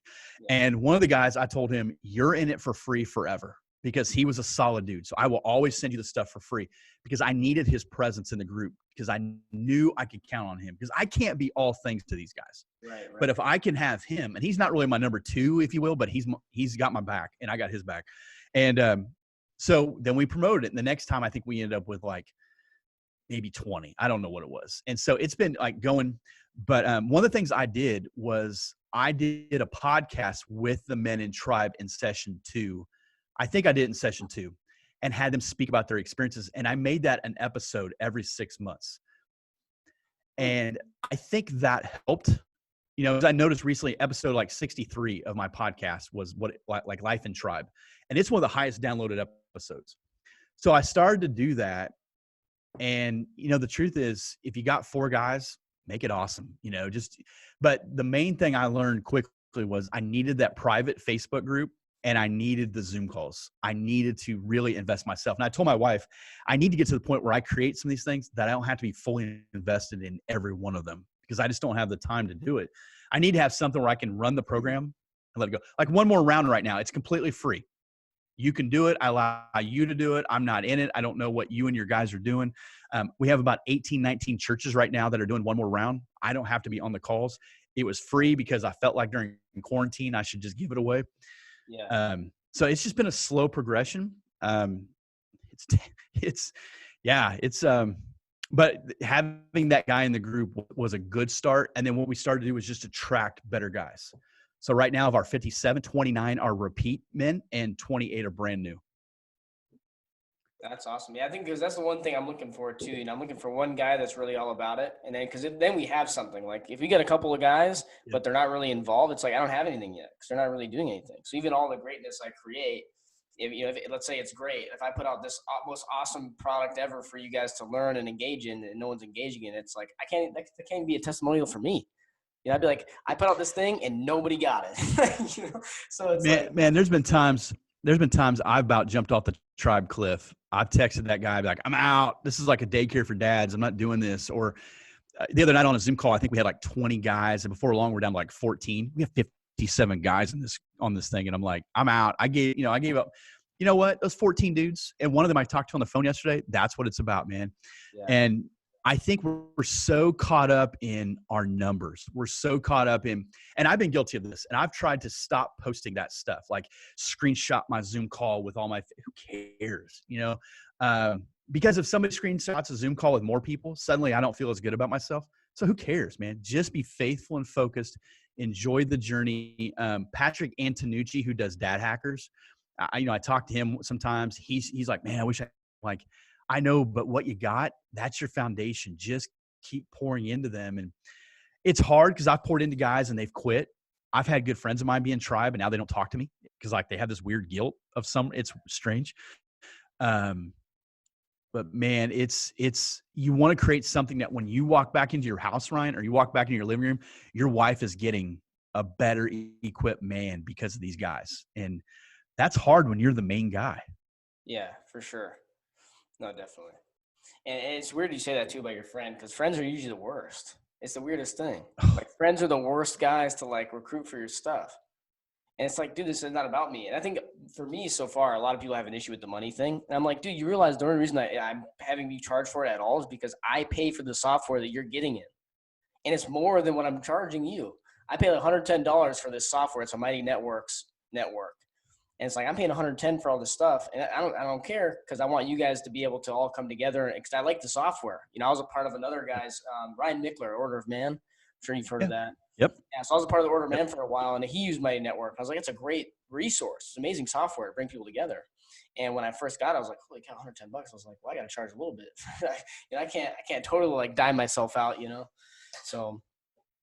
Well, that's what we did because everything was coming out of the Samuels operating budget of our house, you know? And so I bought like one of the microphones I keep over here. It's a cheap microphone. That's what I could do. And I tried, I've never been in a mastermind group. I've never had any, you know, so I just had to like watch what you're doing or watch what he's doing. And so what happened was with Tribe, it is awkward to charge anything, but I tell guys, you know, one, I want you to be invested into it. Two, I'm not running a charity here, by the way, but you know, but what you pay helps keep all this going. It allows me to buy this microphone or it allows me to get a camera.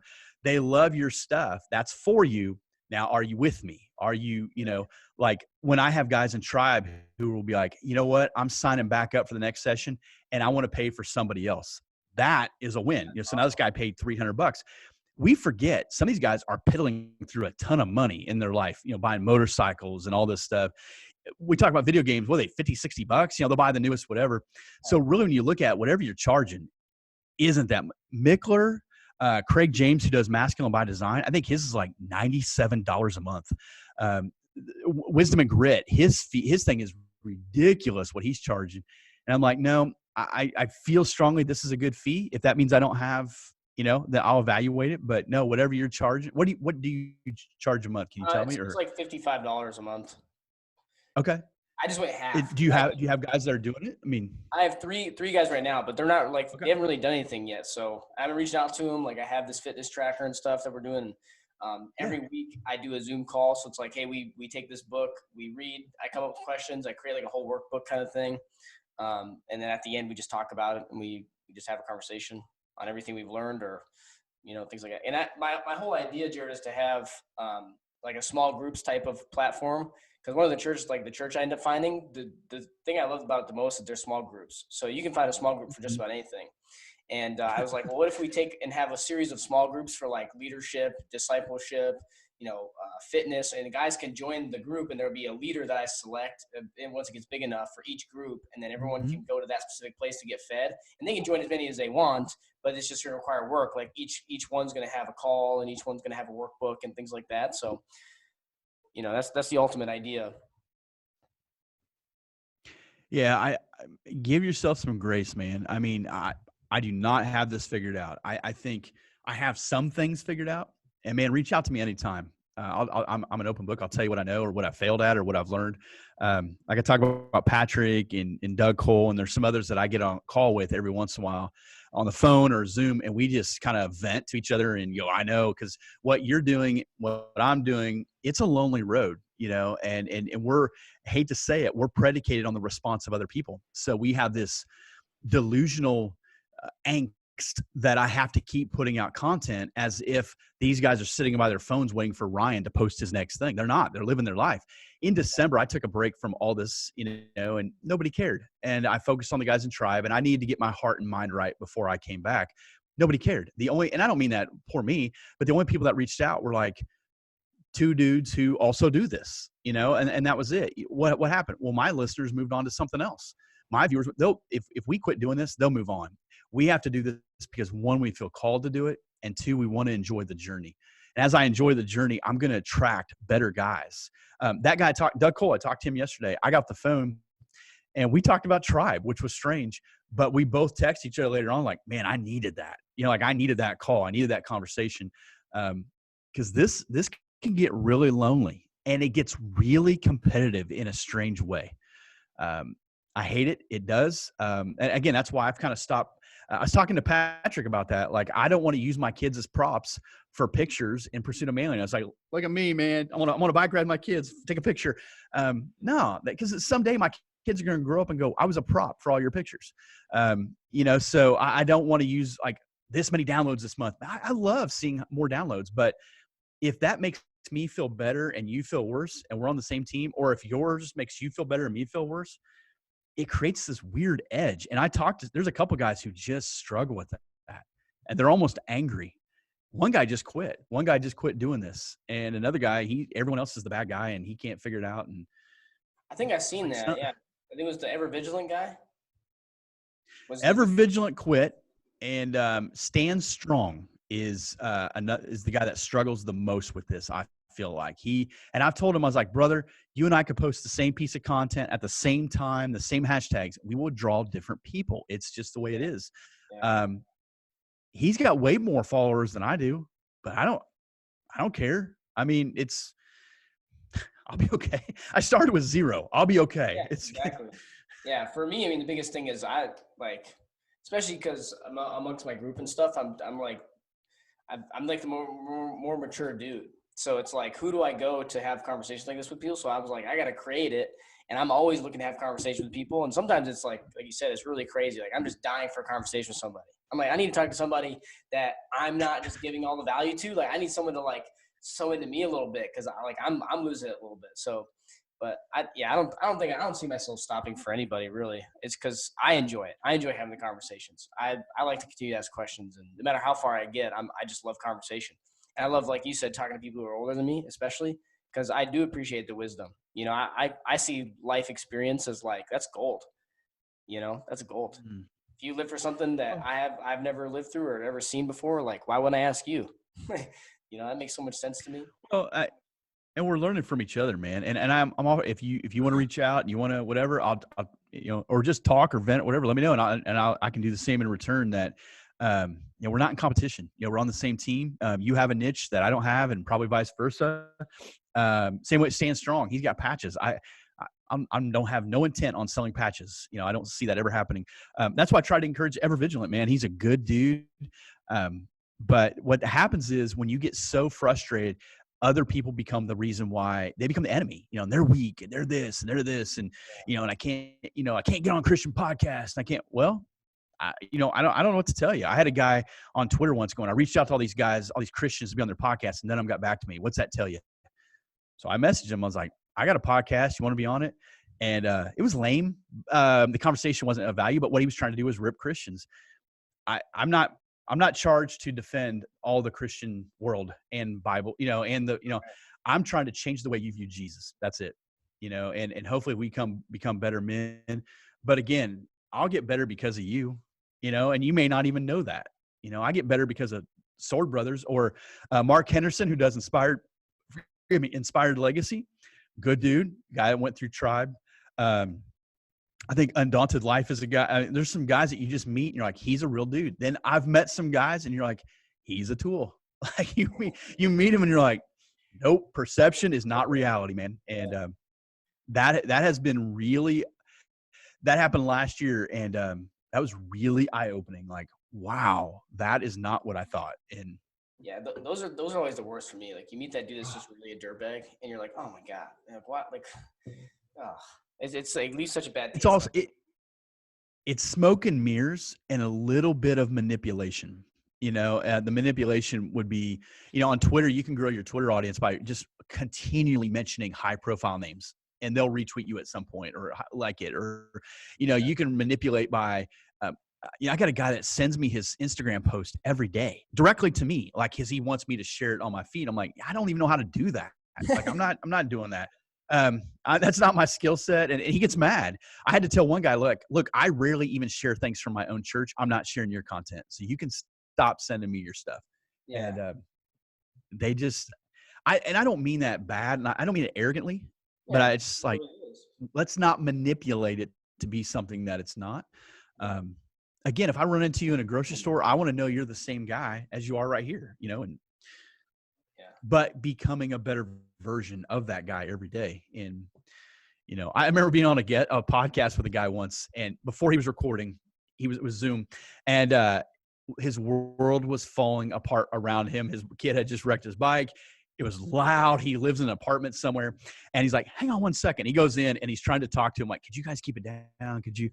And his wife yells at him, yeah, like, you're so loving. And he comes back in and he's trying to keep a straight face. And I never told him that I heard. I was like, why don't you just call me back at a different time? The truth is, Ryan, we all have days like that. We all have days where it's all collapsing and you and your wife are off and me and my wife are off, whatever.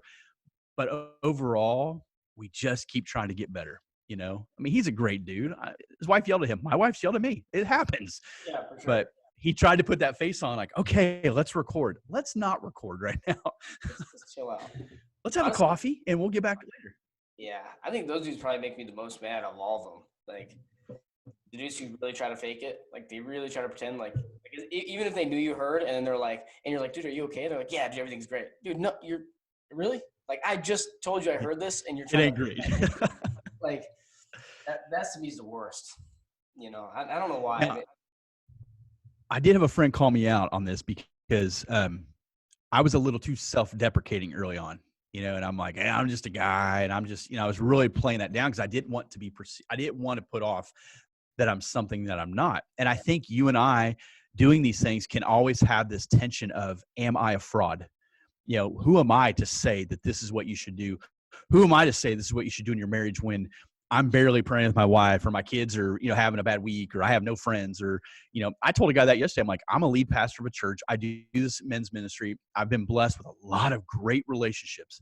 I have none in my church right now. I don't have any good. Our family has none. We've been here almost 5 years. They're like, I bet you guys have a killer men's ministry. No, it's lame. It's lame. They sit around tables and eat biscuits and gravy on Saturday mornings. It's lame. You can only do what you can do. You can only control what you can control. So this is why I do these things, because I can do this. I can create video content. I can get guests. I can do those things. I can't force people to do, we just keep trying to be faithful or pray that God moves us to the beach. Either one. Yeah. One of the things I'm very kind of cautious of right now is I am a big Christian guy, and I do see this, a part of this as like being my ministry. And I think I don't want to come off as like too, because some guys, they really don't like that. Like, they really don't like being like talked to about God or anything. Even if they believe it, they're not like, they get that weird vibe, like, okay, that's a little too much. And then some of it's like, I shouldn't care because, I'm supposed to be proud of it and just, tell people what it is. So I've been kind of like going back and forth on that. Like, how much do I talk about it? How much do I not talk about it?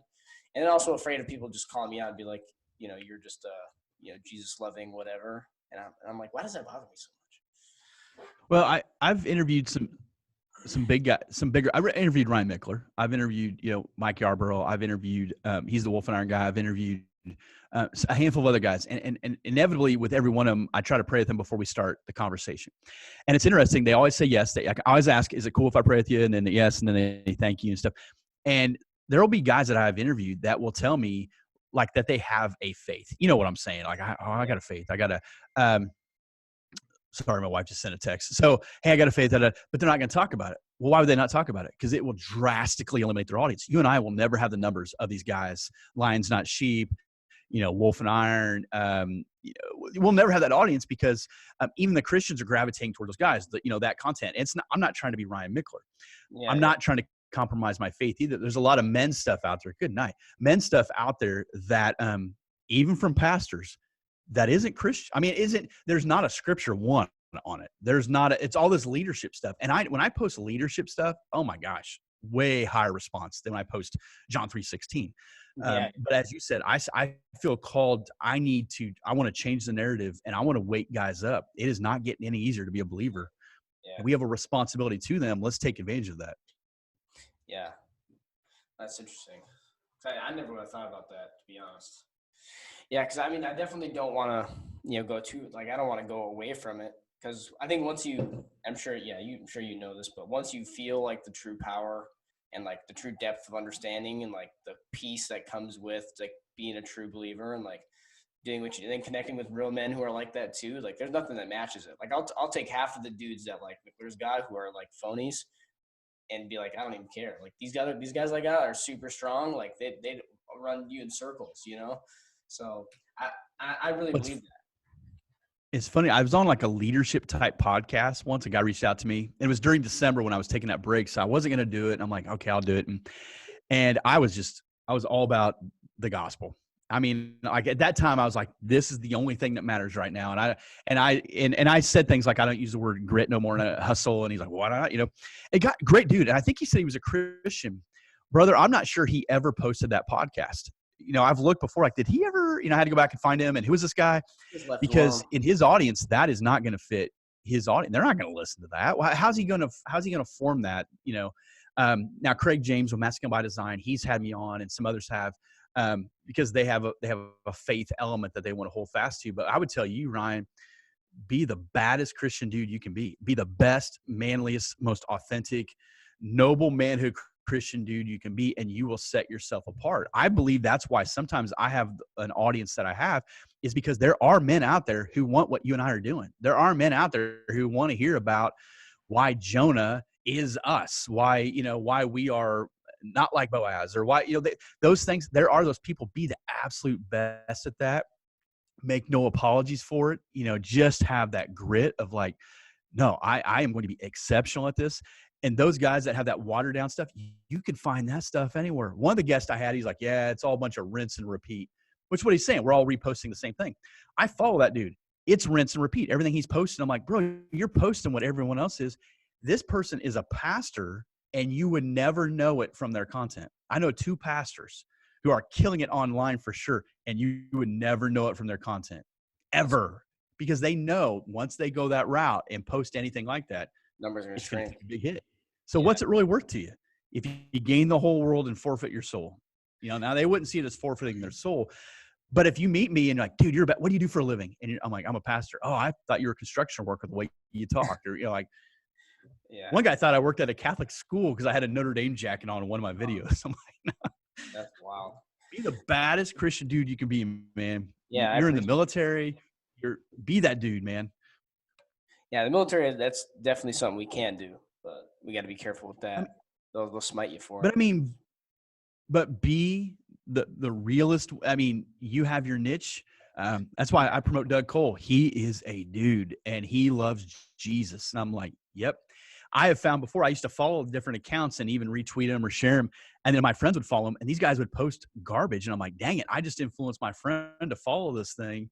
Now I'm guilty of that. And so, be one of those guys that you're like, I'm going to be exceptional at this, and you just work at it every day. Just get a little bit better. How long you been doing this? Oh, not long at all, man. I think I started everything like 2 months ago, maybe. Oh my gosh, you're way ahead of me, man. Way ahead. I didn't do a podcast for like a year. As I said, a year and a half, I was anonymous. Never even shared my name because I was like, oh man, I don't know. I don't want to be made fun of. Oh, you think you're manly? You think you're, Yeah. and so I slowly told a few people, and then you're leaps and bounds ahead of me, man. Just So you get one 4 of or 5 years down the road, you're gonna be crushing it. Yeah, one of the things for me is I'm like one of my strengths. I'm a starter. So once I get something in my head, like I'm putting it out, like it's happening, and I'm really good at just like creating a whole lot of something out of nothing real quick. But my thing is over time, like how do I evolve and grow, and like in being consistent, in what I do and things, not just bring everything to the ground. Like that's because I'm real good at starting stuff and I like to start new things. But it's how do I keep that going? So and that's why I was like, originally the podcast plan was just to take my daily experiences and daily lessons learned and just kind of share with people. And I was like, Mm-hmm. I'm finding myself getting hindered by not having the social group that's really pushing me, making me better.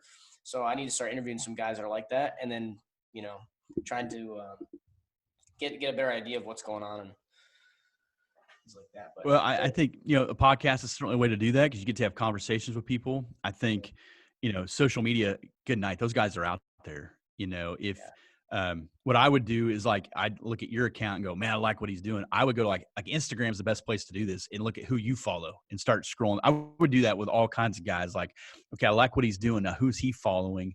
It doesn't necessarily mean you're influenced by them, but it means that, that they at least give you a follow. So I'd follow those dudes. As I mentioned, Doug and Mark and some other guys. Now, what I have found is there are guys like Stand Strong is this way who really want to build like this coalition. And I'm like, no, I don't think that's what we're about. Like I have a lone wolf mentality, but at the same time, I'm wise enough to know I need the pack. Like we build this coalition, we're really boxing ourselves in. Right now, you can reach people that I can't reach, and vice versa. And man, that's how the kingdom of heaven advances, not keeping all the disciples in the room, yeah, with the door closed, with the Holy Spirit on their head.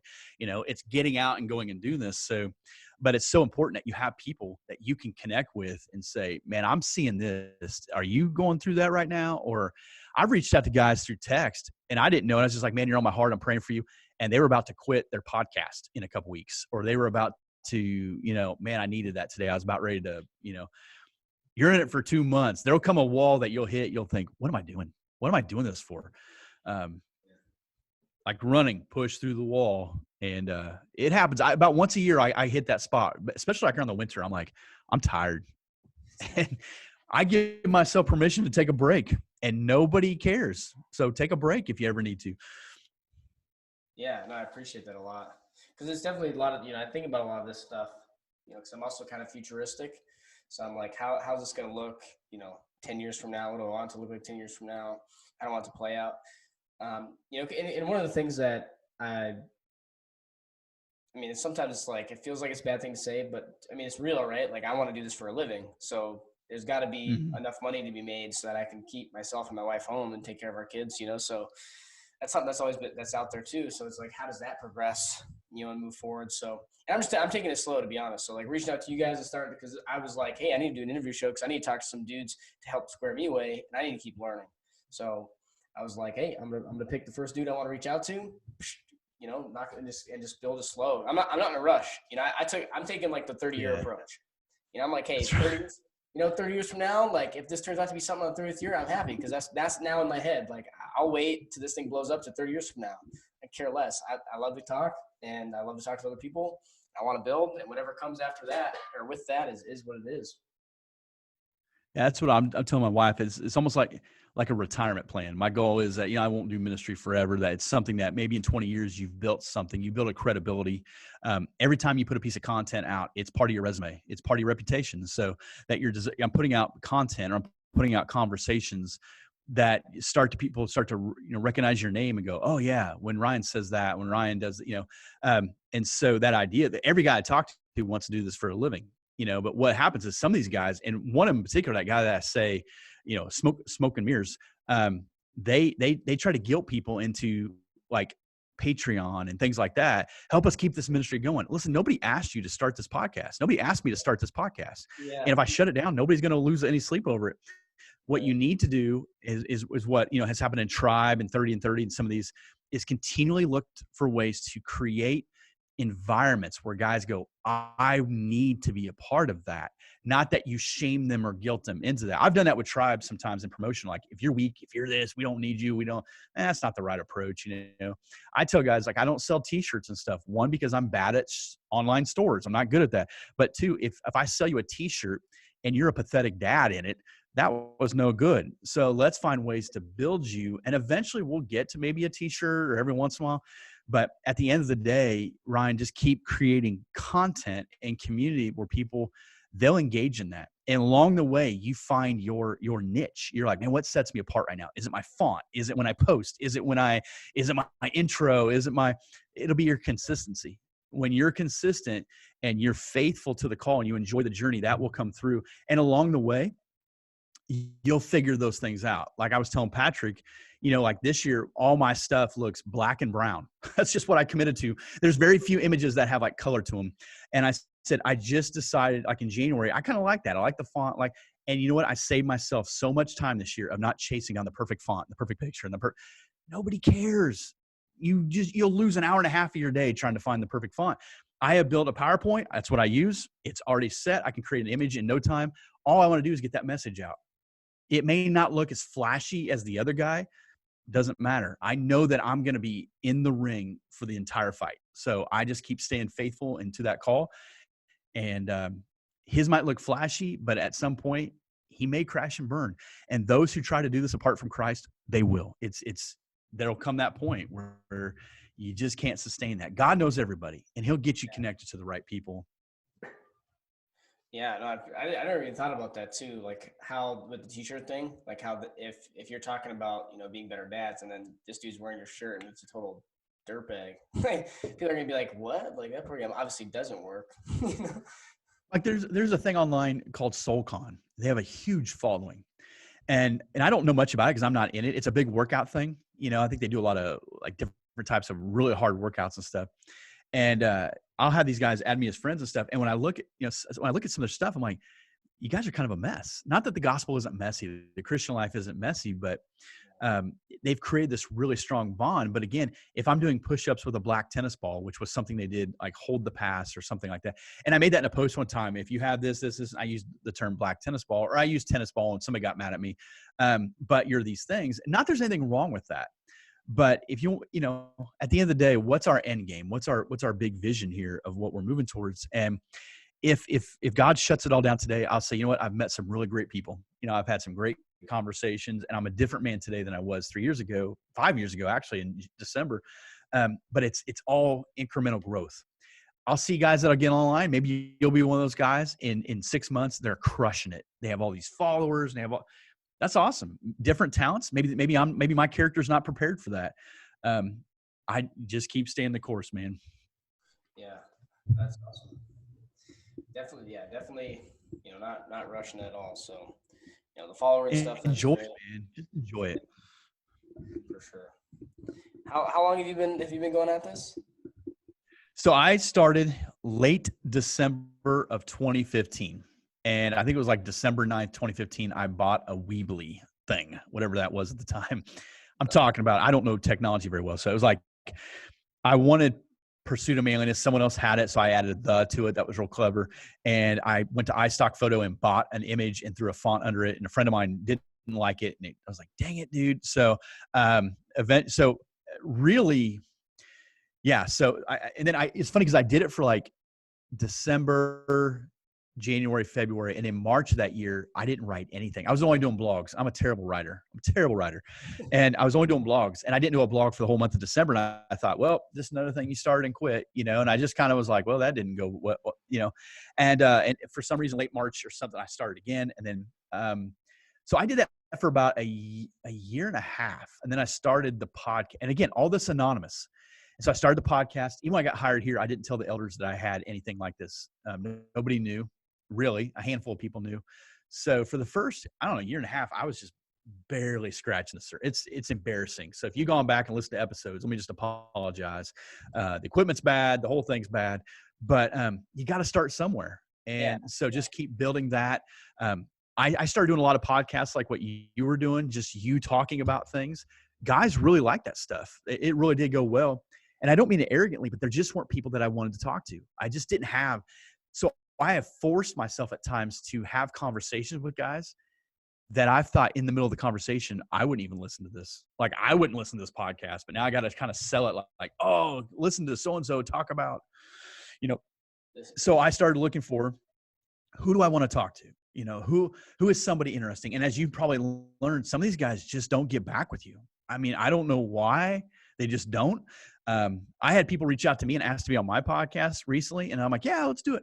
And then his secretary went back to me and was like, well, he's too busy right now. Well, then why'd you reach out to me to be on this? I don't even know the guy. So it's a weird world, the podcasting. But once I did that and started the closed group, that's where I started to see, you know, you having a podcast will grow your audience because they see you and other people will invite you to be on their show. I mean, it's inevitable. So. Yeah, I know one of the things too I thought about is like with a lot of you guys have great names. Like I came up with this name like just super off the cuff, you know. And I thought about like growing as a man, being together, growth alliance, boom, there it was, and I just ran with it, you know. I'm like I said, I'm a starter, so I don't really think about it until someone's like, "Hey, that sucks." I'm like, "Hey, you give me a name then," you know. Like, can I be honest with you? I hate my name. I don't like it. Everybody I don't like it for two reasons. One, because some guys think I'm Art of Manliness, and that was the reason why I didn't want to do it. I didn't want to be a cheap Christian knockoff of the Art of Manliness. Yeah. And the second reason is it's so long. You know, like you see Order of Man, Wolf and Iron. You know, you see these names, you're like, they're bad. You know, I thought about changing it. I've thought about rebranding. I think everybody probably has that on some level. So embrace it. Like, I interviewed the guys that We Are Heroes. That's not a name I'd pick, but when I hear their story, I'm like, yep, that fits them. That is perfect for those guys. Doug Arnold, his is an acronym. Sword Brothers.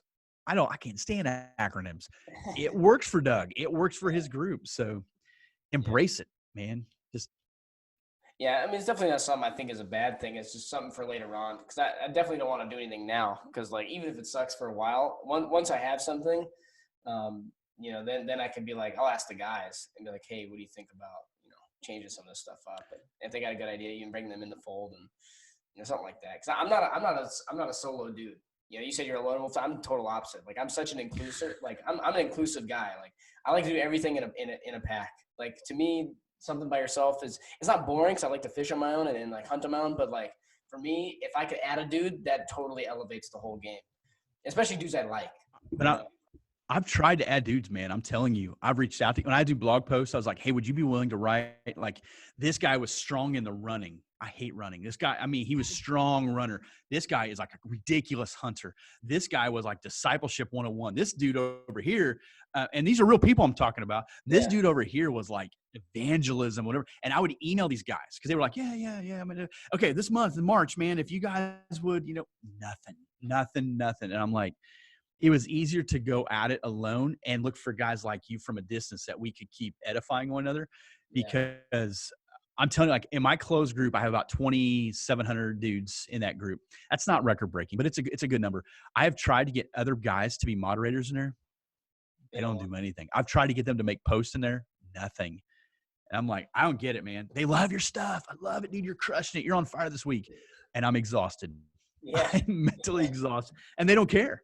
They I mean, I don't mean that wrong or cold. They just don't care. Right. So, I mean, I if you can find a second dude, third dude, you will have, it'll be awesome. But I'm telling you, I think it's really hard to find, because they have to have the same passion you have. Right. And most guys don't. Yeah. They got to be all about it. That's interesting. Yeah. It's definitely something. But it's unique, man. And if you talk to other people about it that don't do this, they won't fully grasp it. It is the best decision I've ever made, I think, starting up, not besides Jesus and marrying my wife. Okay. But as far as like doing something like that, it's because it stretches you, it grows you, it frustrates you. You see numbers, you're like, yes, you see numbers, you're like, what is going on?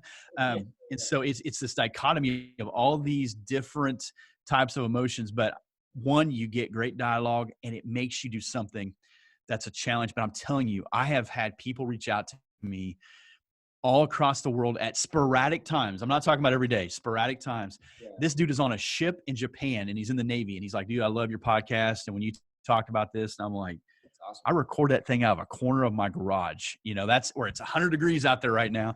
And he's in the Navy and he was encouraged by that.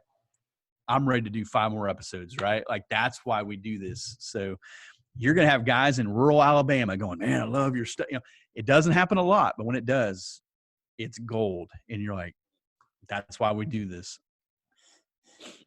That's interesting. And you started something. Some guys will never start anything. So that's true. Yeah. I mean, already you're going to crush it, man. I feel it. You're it. normal. There are guys that are not normal. You said what? There's people are not normal. Okay. There's a friend of mine he's connected to, he's in Tribe. He's connected to these podcasts. He said, he's talking about me. He said, you might be the most normal Christian podcaster that's out there. And I said, then we're in big trouble. But that's what happens. A lot of times it's odd or it's so angry or whatever. You're normal. You're going to crush it. You're going to do really well. Yeah, I really appreciate that, Jared. Yeah, I would say, because I was super nervous, to be honest. Like, I've never had any interview or anything like this. Like, you're the first guy I've seen, and you know, even just like in any kind of formal setting, I had to have talked to anyone like this. So I was super nervous. Like, man, what if this dude, like, you know, what if he doesn't like me? Like all this typical stuff, you know, like what do I even say? Like, how do I start? You know, and I was going back to like some of the other people's podcasts and just being like, okay, how do they just introduce their guests? You know, like how do they end it? You know, so stuff like that. Well, let me give you, here's 2 pieces of advice I'd give you. One, you did not create an intro when we started. So I would encourage you to say like, you ready? We're going to record. Okay, let's go. Hey guys, I want to welcome you to that's what I would do. So for my guys, I'm like, hey, at this time, I want to welcome, to the podcast. Hey, Ryan, thanks for being here, man. Let's just take a moment. Would you just hear? So then I know it started, but you didn't do that. So what I would do is wherever you post this podcast, let's say you post on YouTube, create a video of yourself going, hey guys, what was you say? Growth Alliance. Hey guys, welcome to the Growth Alliance podcast. Today I have Jarrett Samuels on. He is the host of the Pursuit of Manliness podcast. And I really think you'll be encouraged. Hey, real quick, before we get into this conversation, make sure you subscribe to this channel. That way you never miss any, however you want to word it, man. I want to tell you what to say, but create the intro. So as I listen, I go, oh, it's getting ready to happen. And then it will bleed you right into that conversation. Some guys, I record it in my garage. I'm like, hey guys, today we're when I promote Tribe, I will make this podcast is brought to you by Tribe. Come on, man. I mean, it's not, but I'll be like, hey, this podcast is brought to you by Tribe, 6-month discipleship community within the Pursuit of Manliness. Go to pursuitofmanliness.com. You have your deal, make it the commercial. This thing's brought to you by the Growth Alliance Coalition Group, where we are blah, blah, blah. If you want to know more, tell them how to know more. Hey, it's time for the show. You know, so create your intro. But otherwise, when you interview someone, man, I would just say, you ready to go? Yep. Hey, at this time, I want to welcome Jarrett Samuels to the podcast. And that will save you editing time. So when you're done with this and you extract whatever you want, you got it right. I have guys that are like, I edit it 4 a.m, at 5 a.m. I'm like, what are you doing? Why are you editing so long? So you just create your deal right there. It will help you out. So I don't think guys really, but it's not a bad idea to have an outro. So in my iTunes, I have intro and outro, and I just drop them in each one. It's what it is. And every once in a while, I'll do a brand new one if it's something new. But by the end of the podcast, I'm done listening. I don't care what your outro is, but tell them, go to Facebook, go to Instagram, tell them where you want them to go. And guys will say, hey, I found you because I heard you mention your Facebook group or whatever. Right. So yeah, man, just keep tweaking that and you'll build that in and you don't have to recreate it each time. Yeah, because my plan was to just, after we were done, I would do the intro like via audio and then say, hey, I got this guy on or whatever, and then like dub to our conversation. And after, I don't know how people absolutely. Do it. So even like with Zoom, like I don't know if people just take the whole Zoom thing and they stick it in their podcast or like their platform. I don't even know how people do that. So I'm gonna have to figure it out after this. So what I do is I use iMovie on MacBook. So that's what I use for my video. When Zoom is done, it's going to extract the file. You're going to get a video file and an audio file. You probably already know this, but the video file, it's big. So you're going to take it into your video editing thing and you just cut it where we start, whatever works for you. Yeah. So then you decide, okay, what's my intro? I can put my audio under my logo if I want, and that could be my deal. So if I'm watching on YouTube, it's just the logo, whatever. Or I can make a video where it's me standing up like where you're at right now and go, hey guys, welcome to the podcast. And then goes right into our Zoom call. And then the outro could be the audio again, or the video of you standing there again. Like, hey, once again, thanks for listening. Don't forget, hit that subscribe button. That way you never miss, and just keep building that, hey, we're building community. We want your feedback. We want, the first few times it'll take you longer than you think. You're like, are you serious? I'm never doing this again.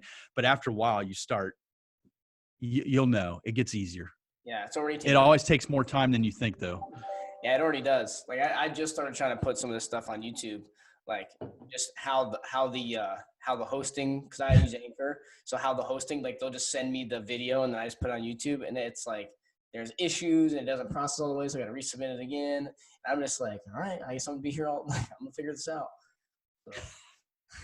And nobody realizes how long it takes. I'll hear guys going, think about starting a podcast. I'm like, you better have some time, and you better have a grace-filled wife. You better have a wife. My wife understands, like, there's times where I'm just out in the garage. That's where my main area is a lot, but they know that. But here's the thing. They see a difference in me, and they're okay with that. The exchange rate is good. If they didn't see a difference in me, they're like, we're getting ripped off. Right. Like we're getting a raw deal here. She knows, like tonight, she knows I'll walk back in a little bit different of a man than when I walked out. And the exchange, the highest compliment I ever got was a couple years ago. My daughter's at the table and they're creating something. They're very creative little girls and stuff. And they were creating the Pursuit of Womanliness. And I was like, you making fun of me? That's what I thought at first. Like, you mocking me? No, they were going to create something for women, and they were like, it didn't get off the ground. They had no funding, but they were creating this thing, and they had their lines, and we're going to talk about this and this. And I thought, that is so cool that my daughters see something in this, and they like my stickers, and they like the tribe, and they like that. That's worth whatever. That's worth every frustration. That's worth every lonely, everything, man. It's worth it. Yeah. I really appreciate it, man. We've been on for a while. I don't want to take any more of your time, but it's been awesome. Well, let me pray with you, Ryan. Yeah, absolutely. Let me pray with you before we get off.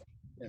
God, thanks for Ryan. Thanks for technology. Thanks for letting us connect across time zones. And God, I pray for he and his wife and his kids that you would just bless them, bless their home. I pray that you would show them your favor, fill their home with your Holy Spirit, especially in times where we are quarantined. It can feel like we're cut off from the world. When we walk with God, we never walk alone. That they would just be very in tune with your spirit, that you would just help them redeem the time, enjoy the time, to not take themselves too serious, but to be thankful for this opportunity that you have placed before them. I pray for, I believe, his sons, that you would be with them, keep them safe and pure, always go before them, God, that you would guard their steps, that the foundation of faith would be established in Jesus Christ all the days of their life. I pray for their future bride. She's out there probably somewhere, that she is raised in a home that loves Jesus, that points her to Jesus, that her parents would be good, loving people that would model